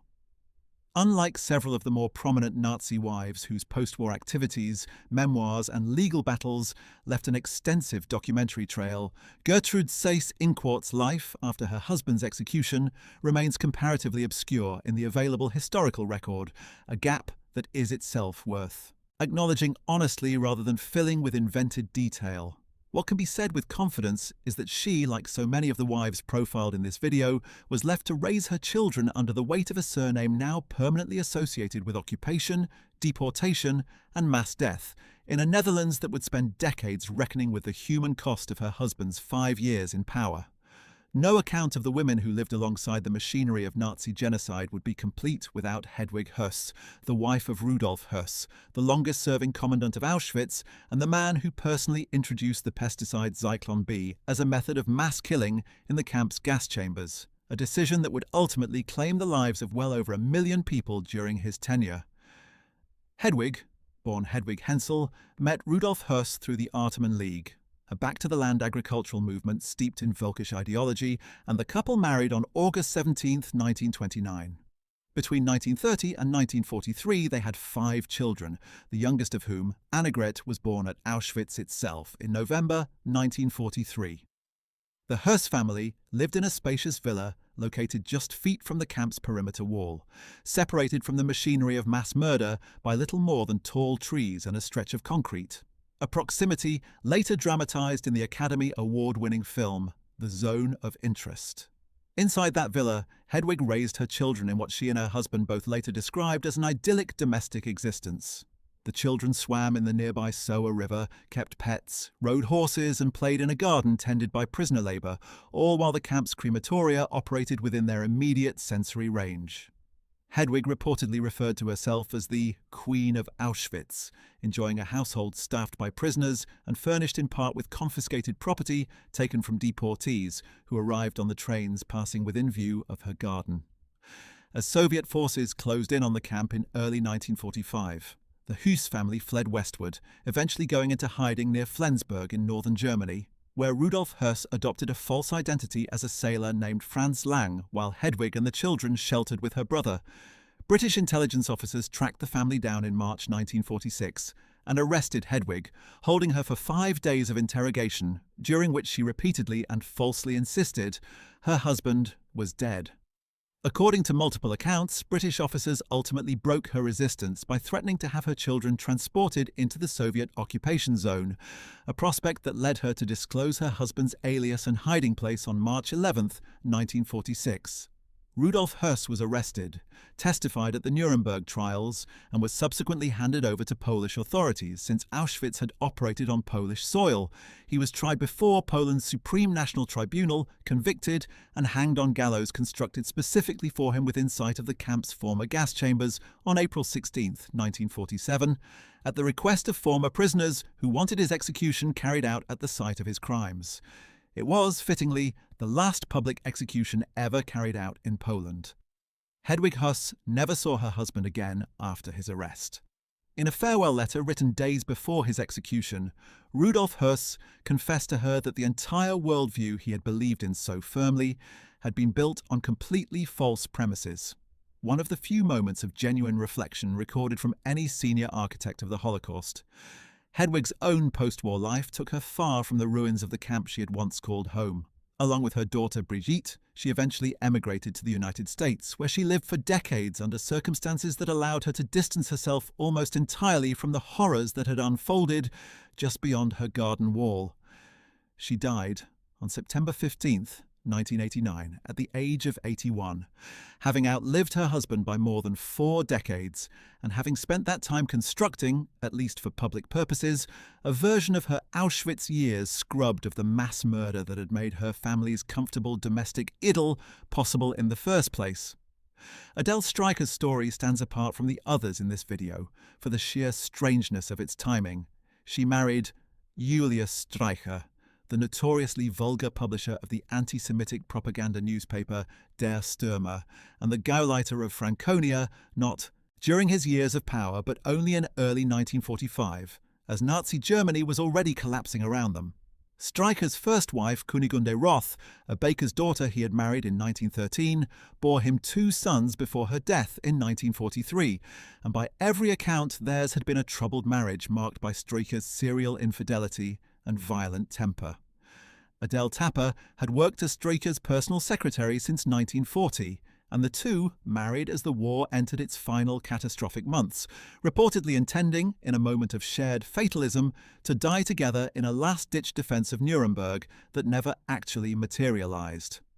By this point in his career, Streicher had already fallen from Hitler's inner circle. A Nazi party court had ruled him unsuitable for leadership in 1940 following corruption allegations, including accusations that he had personally profited from Jewish property seized during the Kristallnacht pogrom, and he had spent the war's final years largely exiled to a farm, permitted to retain his title but stripped of any genuine political influence, though he continued publishing his notorious newspaper. When American soldiers captured Streicher near Berchtesgaden in May 1945, disguised under a false identity as a painter, Adele was swiftly drawn into the extraordinary spectacle of the Nuremberg trials, where her visits to her husband's cell reportedly became a minor sensation, as onlookers wondered what kind of woman would willingly marry a man as widely reviled as Julius Streicher. She testified in his defense during the trial, describing him as a mild-mannered farmer content in his rural isolation, testimony the prosecution did not even bother to cross-examine, apparently judging Streicher's own voluminous published record of incitement against the Jewish people to be evidence enough. Streicher was convicted of crimes against humanity for the newspaper's role in fueling the ideological groundwork for the Holocaust, even though, unlike many of his co-defendants, he held no direct military or administrative role in the killing itself. He was executed by hanging on October 16, 1946, in a botched execution that left him strangling for several minutes, rather than dying instantly. His final muffled words, reportedly, "Adele, my dear wife." Adele Streicher spent the following decades defending her husband's memory, publishing a pamphlet of his prison letters to her in the 1980s, letters he had signed with the affectionate nickname Schlumps, a jarring contrast to the venomous public persona that had made him one of the most reviled figures of the entire Nazi regime, and a final illustration of just how completely personal devotion could survive intact, even in the face of a husband's documented and unrepentant contribution to the machinery of hatred that made the Holocaust possible. Margret Frick, born Margret Carolina Bertha Dürr, became the second wife of Wilhelm Frick, the Nazi Minister of the Interior from 1933 to 1943, and later the last German governor of the occupied Protectorate of Bohemia and Moravia, a position in which he presided over harsh repression of Czech resistance during the war's final years. Frick's first marriage, to Elisabetha Emily Nigel, whom he had wed in 1910 and with whom he had 3 children, ended in what contemporaries described as an unusually bitter divorce in 1934, and only weeks later he married Margrethe, who was herself divorcing the architect and Nazi Reichstag deputy Paul Schulze-Naumburg at almost exactly the same moment, a small, incestuous illustration of how thoroughly intertwined the personal and political lives of the Nazi elite had become by the mid-1930s. As Interior Minister, Wilhelm Frick was one of the principal legal architects of the Nazi state's discriminatory apparatus, having drafted or co-signed the Nuremberg race laws of 1935 that stripped German Jews of citizenship and legal protection, laying essential legal groundwork for the persecution that would eventually culminate in the Holocaust. Margaret gave birth to 2 more children during their marriage and accompanied her husband through his final wartime posting in occupied Prague, where the family resided at a castle requisitioned from the Czech state, living amid the machinery of an occupation that imposed forced labour, executions, and the machinery of the Nazi racial state on the Czech population. When Frick was captured after the war, he was tried at Nuremberg, convicted on 3 of 4 counts, including war crimes and crimes against humanity, and hanged on October 16, 1946. Margret Frick, unlike some of the other widows profiled in this video, did face a formal denazification proceeding in West Germany, where in February 1948 she was classified in the lesser category of offender, receiving a 1-year probationary sentence and a fine of 10,000 marks. A proceeding complicated by a scandal in which the original prosecutor assigned to her case was removed from his post. After it emerged, he had dined privately with her, undermining the appearance of impartial justice.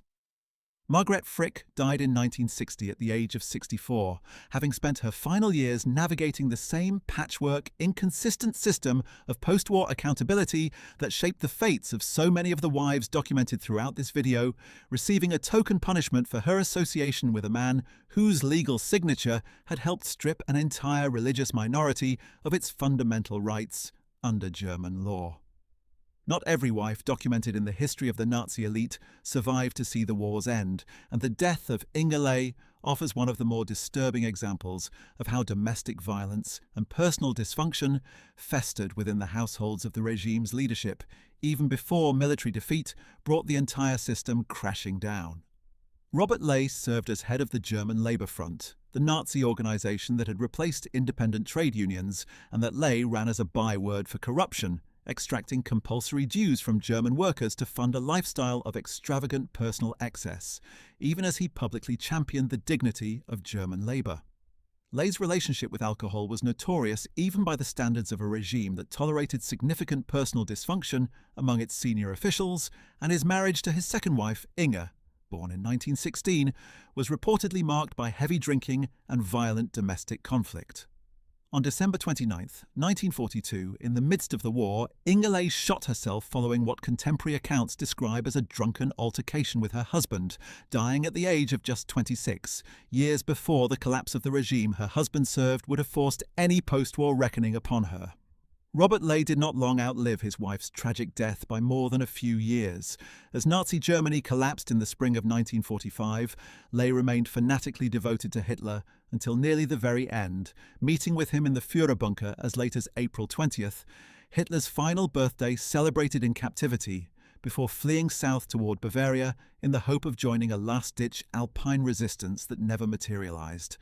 He was captured by American forces and indicted at Nuremberg, but rather than face trial, Robert Ley strangled himself in his prison cell using a noose fashioned from a torn towel fastened to a toilet pipe on October 25, 1945, becoming one of the few major Nazi defendants to escape the tribunal's verdict entirely through suicide before proceedings even began. Inge Ley's death, sandwiched as it was between the regime's years of unchecked power and its ultimate collapse, stands as a grim reminder that violence within these households did not always require the machinery of war or the verdict of a war crimes tribunal to claim its victims. Sometimes it required only the ordinary corrosive combination of alcohol, power, and impunity that had come to define so much of the Nazi elite's private life behind the public displays of order and discipline the regime worked so hard to project. Our final case is perhaps the strangest of all, because unlike every other woman profiled in this video, Erna Grun's marriage to a senior Nazi military leader did not end in tragedy at the war's close, but rather triggered a political earthquake years before the war had even begun. Werner von Blomberg had served as Germany's war minister since 1933 and had been elevated by Hitler in 1936 to become the first field marshal of the Third Reich, a reward for overseeing the rapid, illegal rearmament of the German military in open violation of the Treaty of Versailles.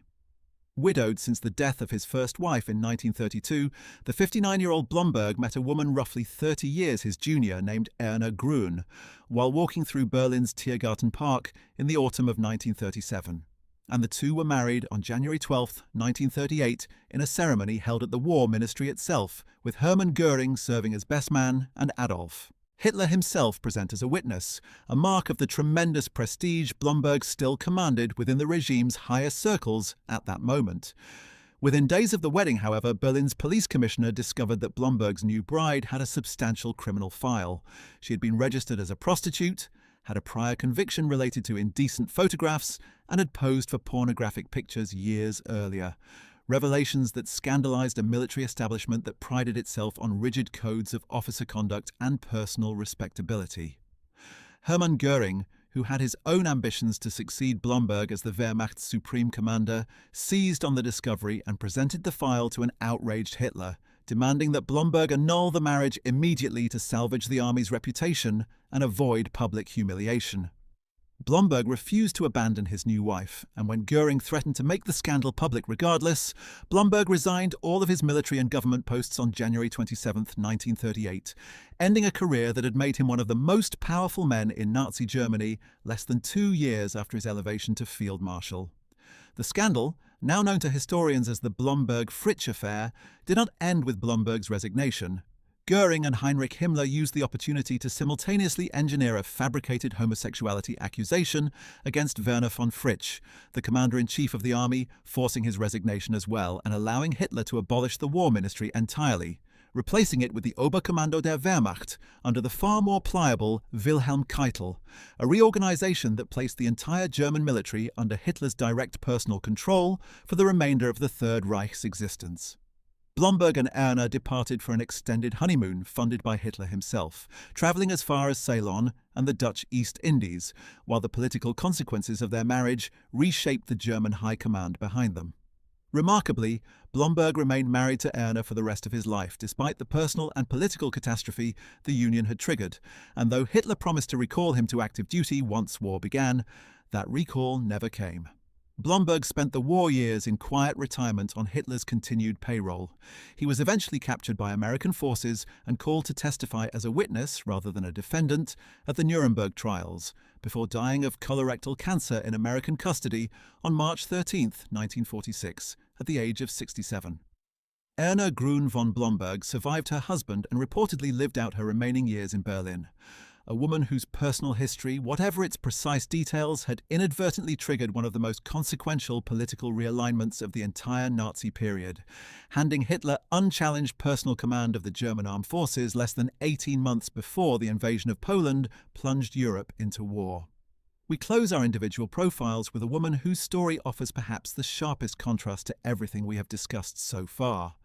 Martha von Papen, wife of Franz von Papen, the wealthy conservative aristocrat who served briefly as Chancellor of Germany in 1932 and then as Hitler's Vice-Chancellor from 1933 to 1934, a man history remembers chiefly for the catastrophic miscalculation of believing he and his fellow conservative elites could control Hitler once he was safely installed in power, only to watch the Nazis marginalize and nearly murder his own allies within 18 months.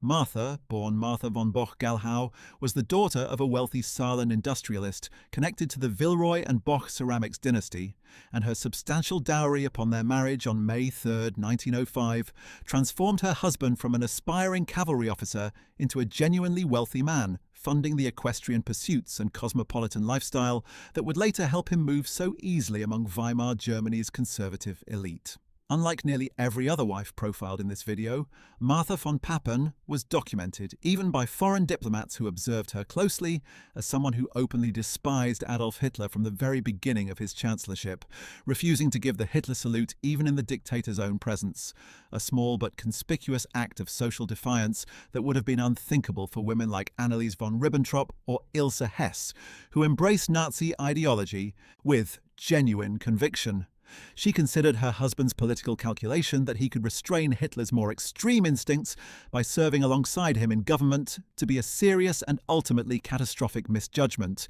and she made her disapproval known within diplomatic circles, even as Franz von Papen continued serving the regime he privately, and sometimes not so privately, distrusted. Franz von Papen's own relationship with the Nazi state grew increasingly fraught after the Night of the Long Knives in 1934, during which Hitler's SS murdered several of Papen's closest political allies and advisors, an act of violence that Papen nonetheless publicly praised in a grovelling letter to Hitler shortly afterward in order to save his own life, before being quietly sidelined and dispatched abroad as German ambassador to Austria and later to Turkey for the remainder of the war, positions from which he no longer wielded any genuine influence over domestic policy.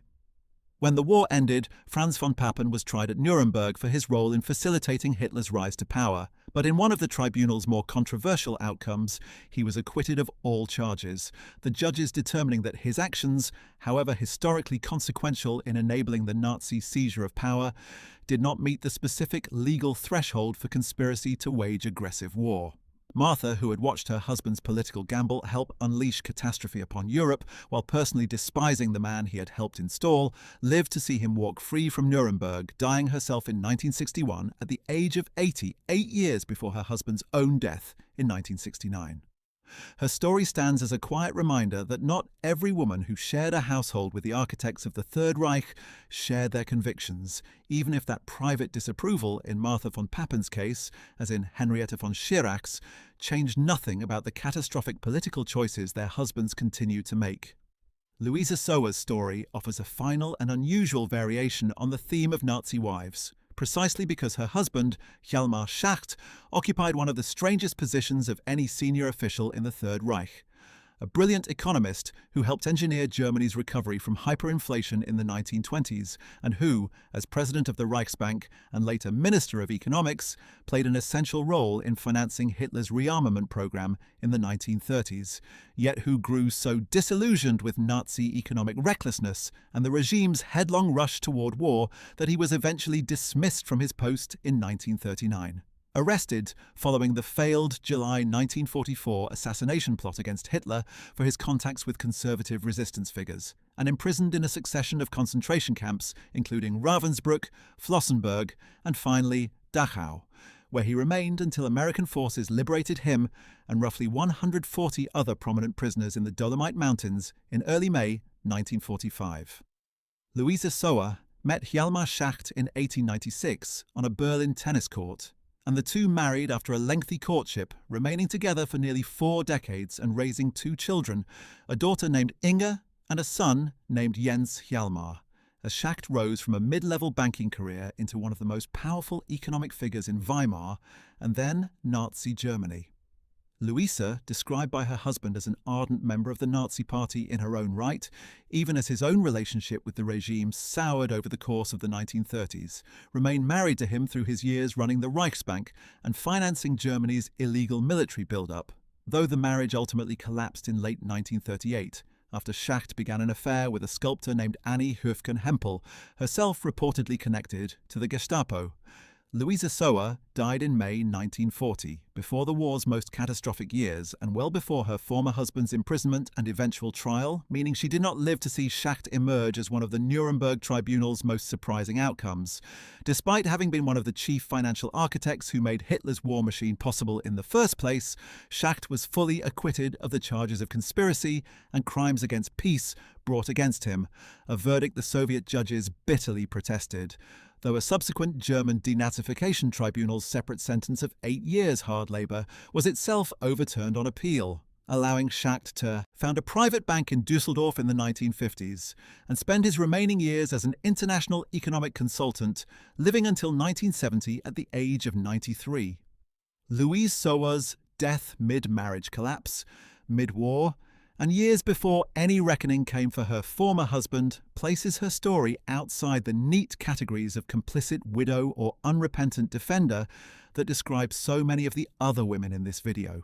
A reminder that not every marriage to a senior Nazi official survived to see the war's end, let alone the trials that followed it. Our final individual profile concerns Charlotte von Brauchitsch, whose marriage to Field Marshal Walter von Brauchitsch, Commander-in-Chief of the German Army during the first 3 years of the war,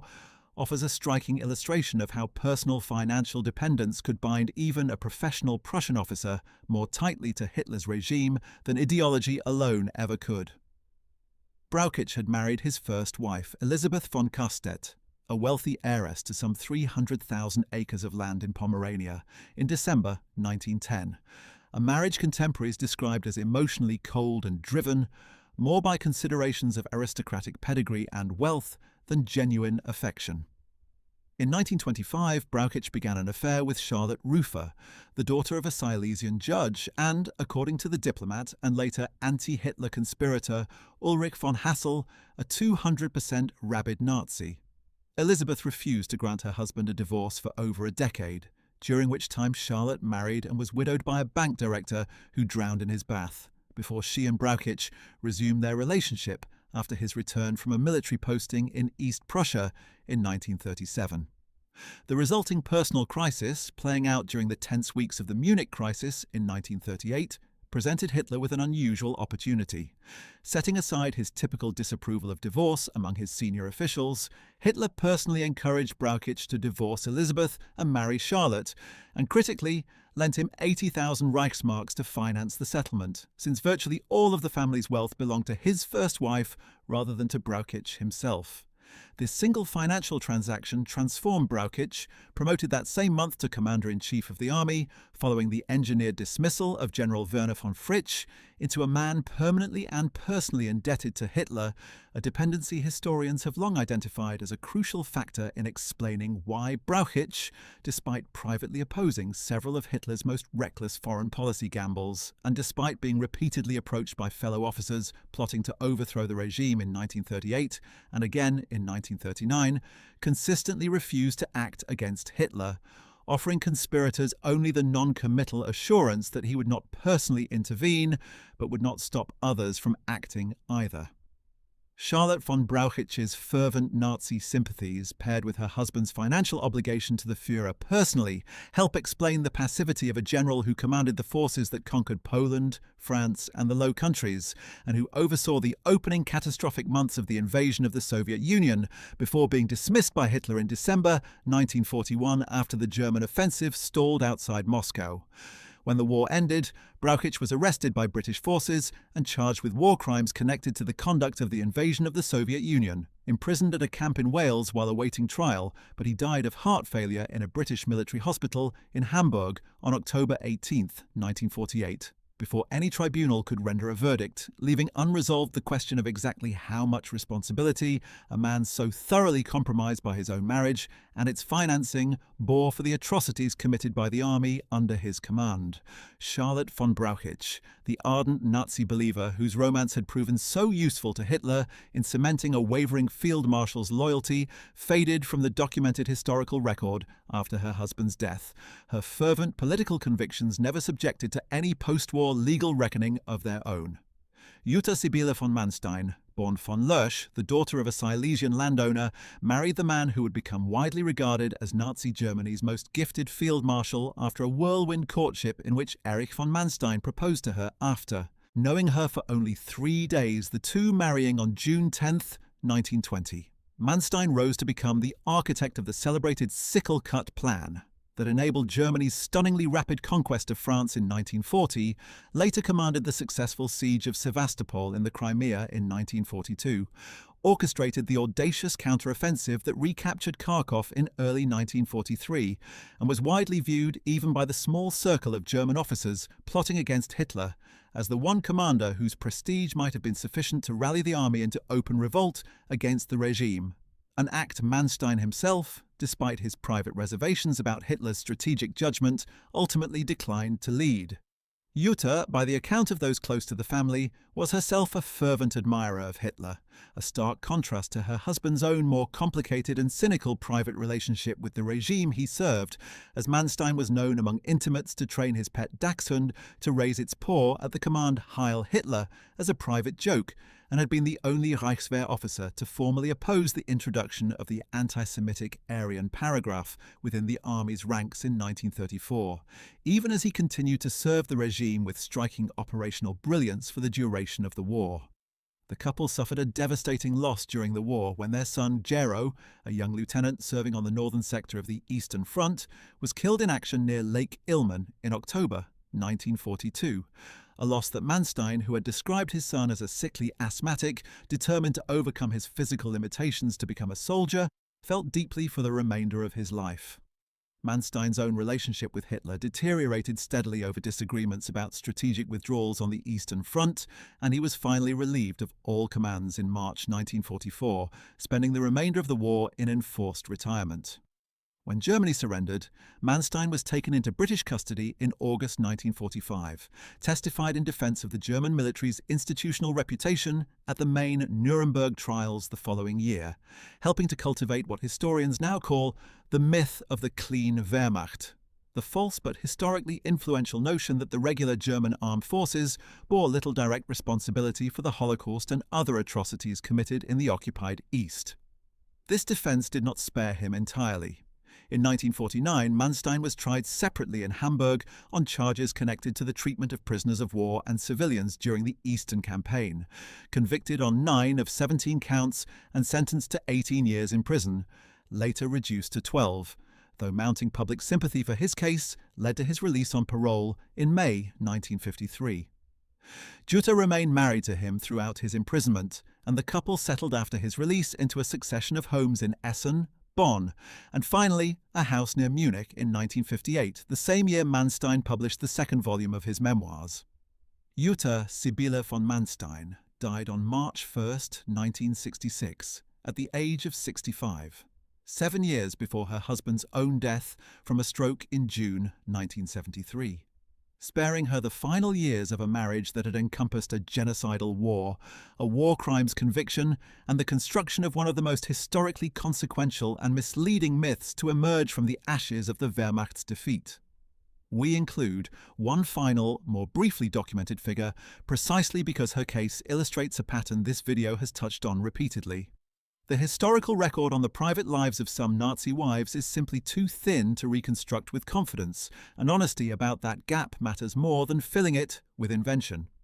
Freda Fischer was the wife of Ludwig Fischer, the Nazi governor of the Warsaw district within the occupied general government from October 1939 until January 1945, a man directly responsible for establishing the Warsaw Ghetto, issuing a stream of anti-Semitic decrees and overseeing the mass executions, forced labor programs and deportations to concentration camps that made his administration one of the most lethal in occupied Poland.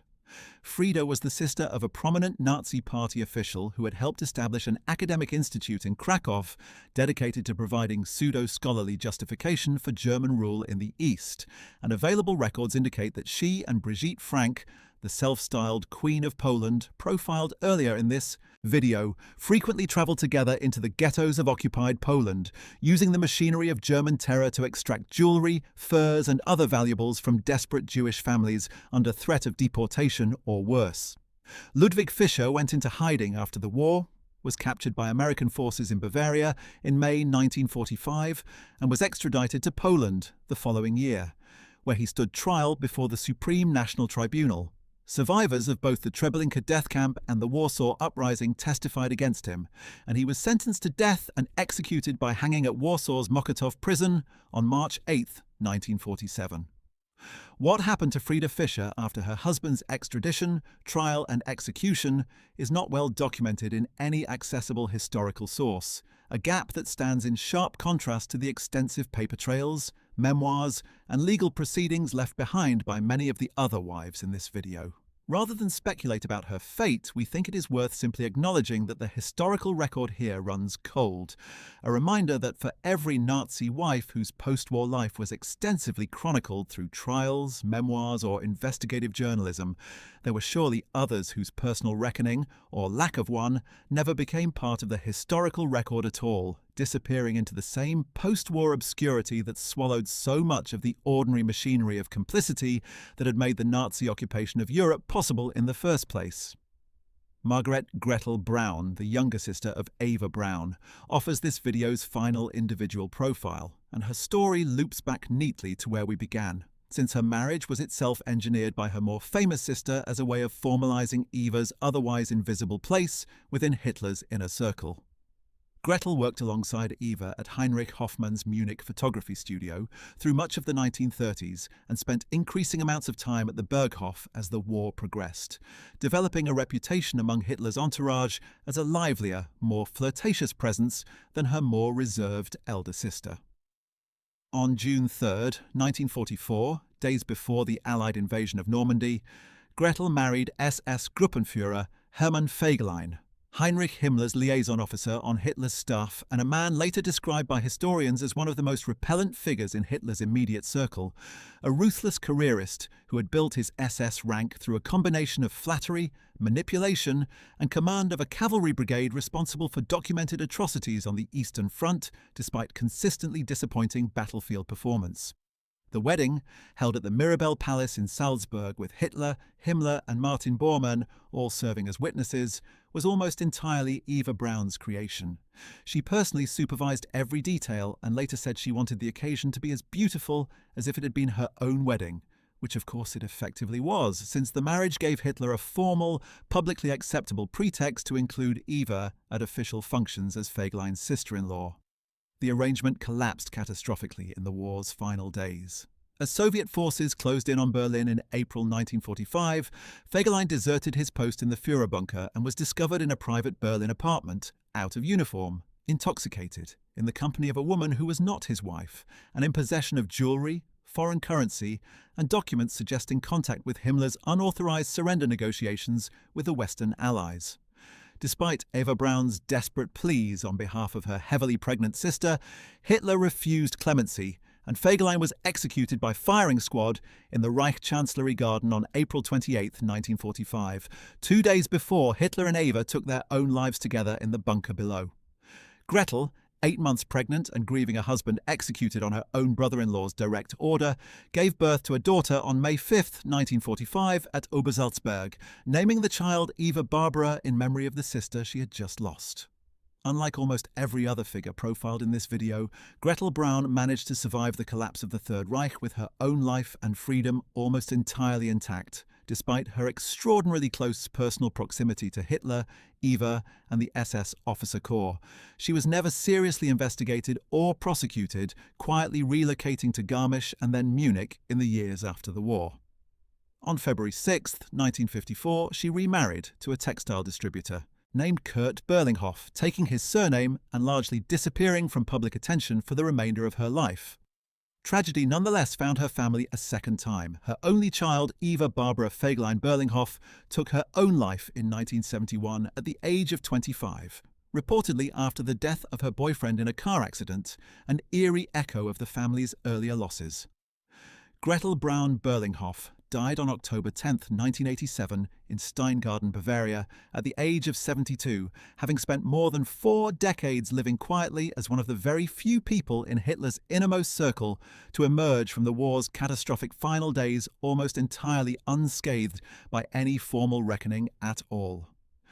We end our individual profiles with Marion Freisler, wife of Roland Freisler, the notorious president of the People's Court, whose case exposes perhaps the most disturbing failure of post-war accountability documented anywhere in this video, precisely because it did not involve any dramatic escape, trial, or execution at all. Roland Freisler presided over the Volksgerichtshof from 1942 until his death, becoming infamous throughout Germany as the hanging judge. A man who conducted trials as theatrical spectacles, screaming at defendants, denying them any meaningful legal defense, and securing guilty verdicts in roughly 90% of the cases that came before him. Between 1942 and 1945 alone, Freisler personally presided over more than 5,000 death sentences, including the show trials of the July 20, 1944, conspirators who had attempted to assassinate Hitler, sentencing dozens of resistance figures, military officers and aristocrats to slow strangulation on meat hooks after subjecting them to public humiliation in his courtroom. Marion Russiger had married Freisler in March 1928, years before his rise to judicial infamy, and the couple raised 2 sons together in Berlin as Freisler's career advanced through the Prussian and then Reich Ministry of Justice. Freisler's own death arrived with an almost poetic abruptness. On the morning of February 3, 1945, in the midst of conducting a Saturday session of the People's Court, American bombers struck central Berlin, and Freisler, having hastily adjourned the session and ordered the defendants moved to an air raid shelter, returned to the courtroom to retrieve case files, only to be crushed beneath a falling masonry column when the courthouse took a direct hit, dying at his own bench with the files of a resistance defendant still reportedly clutched in his hands. Marion Freisler, having inherited 2 houses under her husband's will, survived the war and, in a decision with few parallels among the wives profiled in this video, simply resumed her maiden name and relocated to Munich, living for decades in quiet anonymity so complete that neighbours reportedly had no idea they were living beside the widow of one of the most notorious judicial murderers of the Nazi era. In a 1953 tribunal ruling, she was formally declared not incriminated. And astonishingly, in 1974, the West German Pension Office actually increased her widow's pension by approximately 400 Deutsche Marks, reasoning that had her husband not been killed by Allied bombing, he presumably would have gone on to enjoy a successful career as a lawyer or senior judge in post-war Germany, a decision protested unsuccessfully by a member of the Bavarian state legislature, and one that stands as one of the starkest illustrations of West Germany's halting, often grotesquely inadequate reckoning with the personnel of its own Nazi judiciary. A further scandal over her comfortable pension resurfaced publicly in 1985. Marion Freisler died on January 21, 1997, at the age of 86, and was buried in Berlin in her own family's plot, alongside her parents and her husband, whose name, in a final quiet irony, does not appear anywhere on the gravestone the two of them share.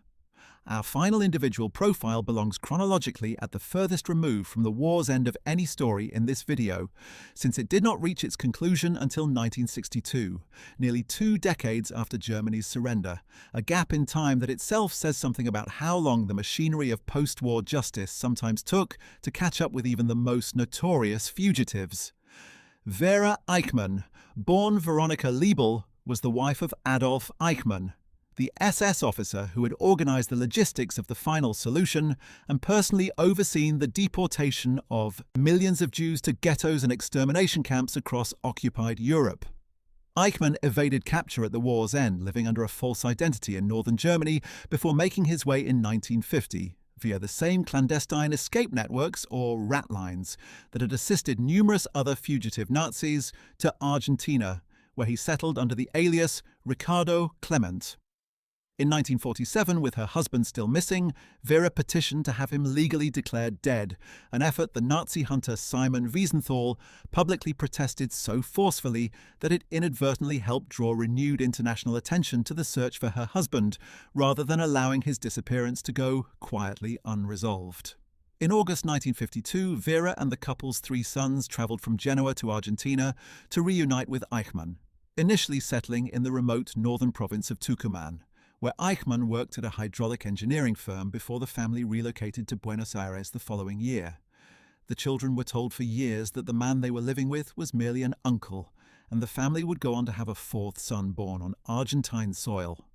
Eichmann remained hidden in plain sight within Argentina's substantial expatriate Nazi community for a full decade, during which time Israeli intelligence agencies slowly closed in on his true identity, aided decisively by information from a blind Holocaust survivor named Lothar Hermann, whose daughter had unwittingly begun dating one of the Eichmann sons. On May 11, 1960, agents of Israel's Mossad abducted Eichmann from a street near his home in a Buenos Aires suburb and smuggled him out of the country aboard an El Al flight, bringing him to Israel to stand trial on charges including war crimes, crimes against humanity, and crimes against the Jewish people, a trial that would become one of the most closely watched legal proceedings of the 20th century and would furnish the philosopher Hannah Arendt with the phrase, "the banality of evil."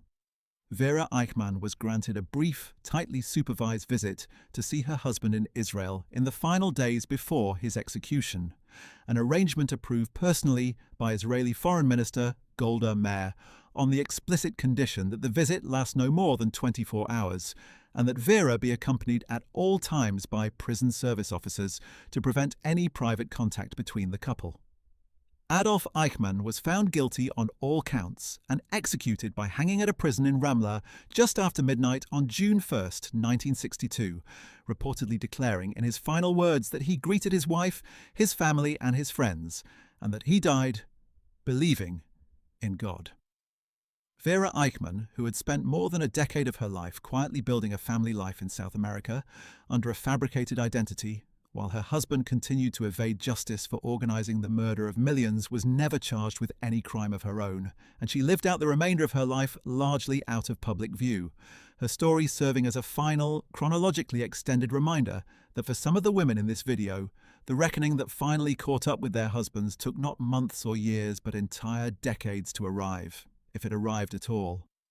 Taken together, the stories of these women reveal patterns that repeat again and again across the wreckage of the Third Reich, patterns worth pausing to consider now that we have moved through so many individual lives. A small number, like Magda Goebbels and Eva Braun, chose death alongside their husbands and the regime itself, treating suicide not as tragedy, but as a final act of loyalty to an ideology they had embraced completely, with Magda's case standing apart in its unfathomable cruelty toward her own children. A larger group faced some form of legal accountability after the war, though the outcomes varied wildly and rarely bore any consistent relationship to the severity of what they had actually done or known. Margaret Himmler served 30 days of penal labour. Emmy Göring served roughly a year in custody before losing a portion of her wealth and her right to perform on stage. Ilse Koch, whose own hands were implicated in documented violence against prisoners rather than mere association with a husband's crimes, served the remainder of her natural life in prison and ultimately took her own life rather than face continued confinement, a fate that sets her apart from virtually every other woman in this video, precisely because she, unlike the others, was prosecuted and punished for actions she herself committed rather than crimes committed only by her husband. A significant number of these wives, meanwhile, escaped any meaningful legal consequence whatsoever, protected by the fact that Allied and German denazification processes were designed to punish direct perpetrators and high officials rather than spouses, however wealthy, however politically engaged, and however aware they may have been of the atrocities unfolding around them. Annelies von Ribbentrop, Ingeborg Dönitz, Erika Raeder, Marie Auguste von Neurath, Louise Jodl, and Lena Heydrich all lived out full natural lifespans, several into genuine old age, largely free from the kind of accountability their husbands faced at the gallows or in decades of imprisonment.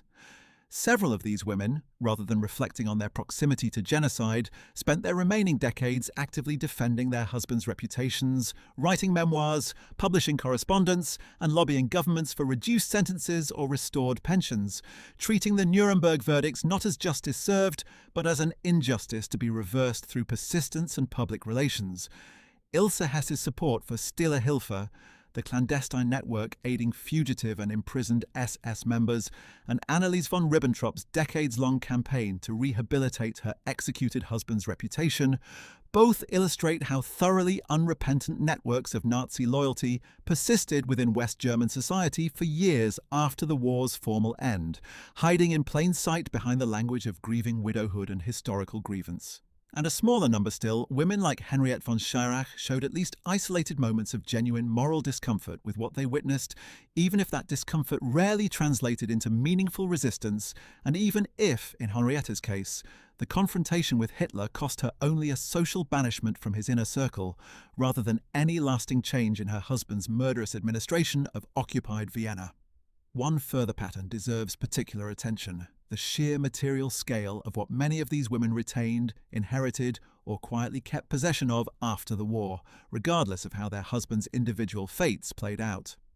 Brigitte Frank bartered stolen jewellery looted from Cracov's Jewish population for food in the desperate months after her husband's arrest, a small but telling illustration of how plunder acquired through the machinery of the general government continued to sustain a Nazi family's material survival years after the war that had generated that plunder had ended. Annelies von Ribbentrop managed to retain the substantial Henkel family fortune throughout her post-war life, despite her husband's execution as a war criminal, never once subjected to formal denazification screening. Emmy Göring, despite losing a portion of her wealth to post-war confiscation, nonetheless emerged from her year of incarceration with enough resources and connections to secure a Munich apartment and publish a memoir that sold well precisely because of, rather than despite, her infamous married name. Margret Frick's own denazification proceeding, complicated by a prosecutor who was removed from the case after being caught dining with her, illustrates how thoroughly social class and personal connections could blunt even the modest accountability mechanisms that did exist in occupied and then sovereign West Germany. Even Ilse Hess, stripped of her husband's official position and income, found ways to sustain herself and eventually open a successful boarding house, all while channeling whatever resources she could spare toward organizations actively working to protect fugitive SS war criminals from justice. Taken as a whole, this pattern suggests that the post-war dismantling of the Nazi state, however historically significant in prosecuting its most visible architects, left the underlying economic infrastructure of complicity, plundered wealth, protected social networks, and quietly persisting class solidarity among Germany's pre-war elite almost entirely intact. Within the households, these women continued to run long after their husbands were dead, imprisoned, or discredited. What should we make, then, of these more than 24 women and the vastly different fates history dealt them? Perhaps the most uncomfortable conclusion is also the simplest: proximity to power protected almost all of them from the consequences their husbands faced, regardless of how much they may have known, benefited, or even actively participated in the crimes of the regime, and regardless of whether they lived quietly in occupied Poland, fled to South America, or simply outlasted the scrutiny of a world that eventually moved on to other concerns. The Allied and German legal systems that meted out death sentences, decades of imprisonment, and public disgrace to the men who built and operated the machinery of the Holocaust largely lacked any mechanism, and arguably any real intention, to hold their wives to the same standard, treating female proximity to power as fundamentally different in kind from the male exercise of it, even when the historical record, as in the cases of Margaret Himmler's dehumanizing diary entries from occupied Poland or Brigitte Frank's documented looting of Jewish property in Krakow, suggests these women were far from passive bystanders to their husbands' crimes. This is not to suggest that legal parity would have been simple to achieve, or that most of these women bore criminal responsibility equivalent to the men who signed deportation orders and commanded execution squads. But it does suggest that the post-war reckoning with Nazism, however historically significant the Nuremberg trials remain,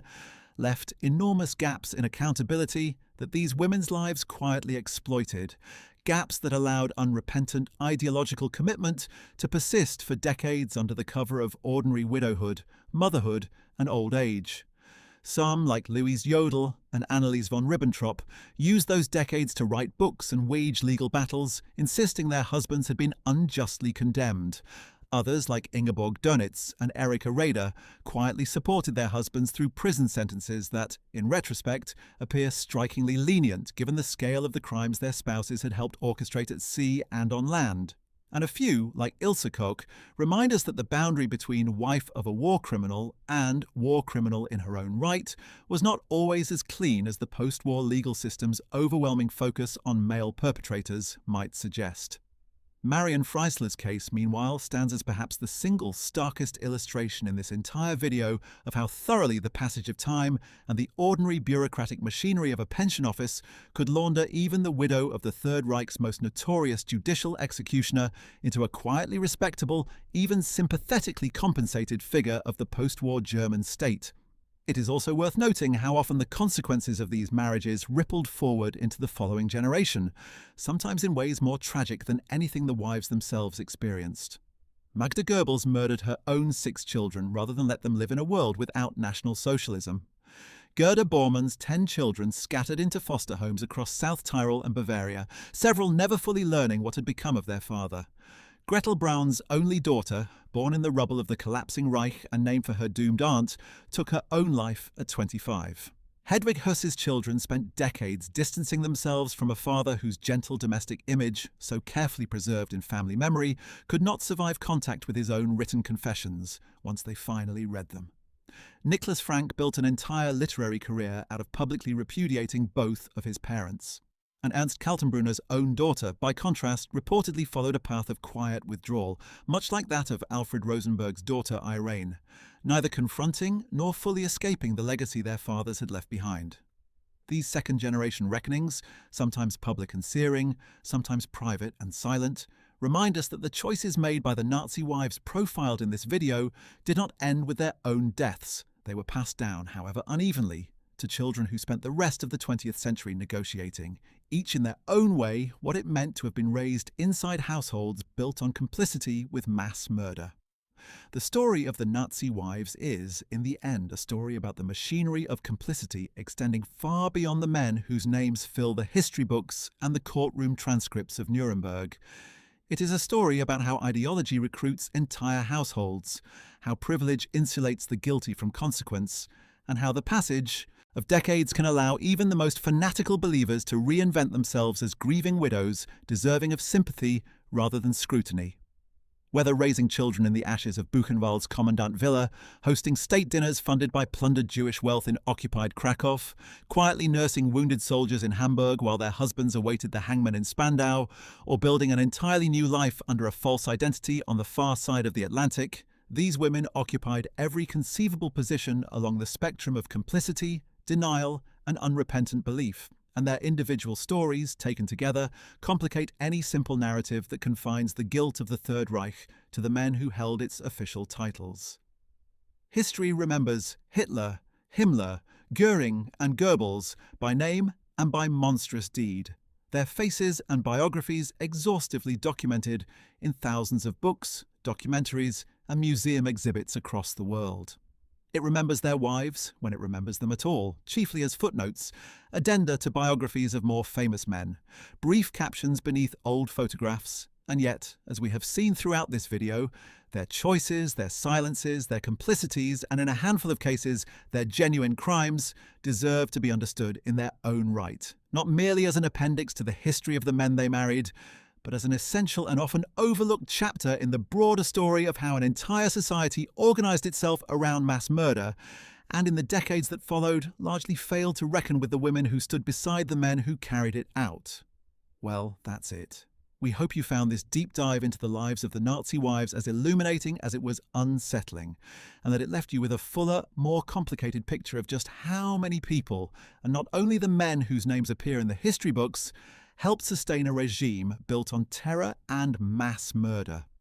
If this video left you wanting to know more about the families surrounding the Third Reich's inner circle and about how the legacy of these households continued to unfold long after 1945, be sure to check out our video on what happened to the children of Nazi leaders after World War II, which follows many of the sons and daughters mentioned throughout this video, from Gudrun Himmler to the Bormann and Speer children, into their own complicated adulthoods. You might also want to watch our video on what happened to the German generals after World War II, which explores the parallel fates of the military commanders whose wives we've discussed today, men like Alfred Jodl and Wilhelm Keitel, and the very different legal reckonings faced by the Wehrmacht's professional officer corps compared to the Nazi Party's political leadership. Don't forget to like this video, subscribe to our channel, and hit that notification bell so you never miss our next deep dive into the hidden corners of World War II history. Thanks so much for watching this video all the way to the end, and we will see you in the next one.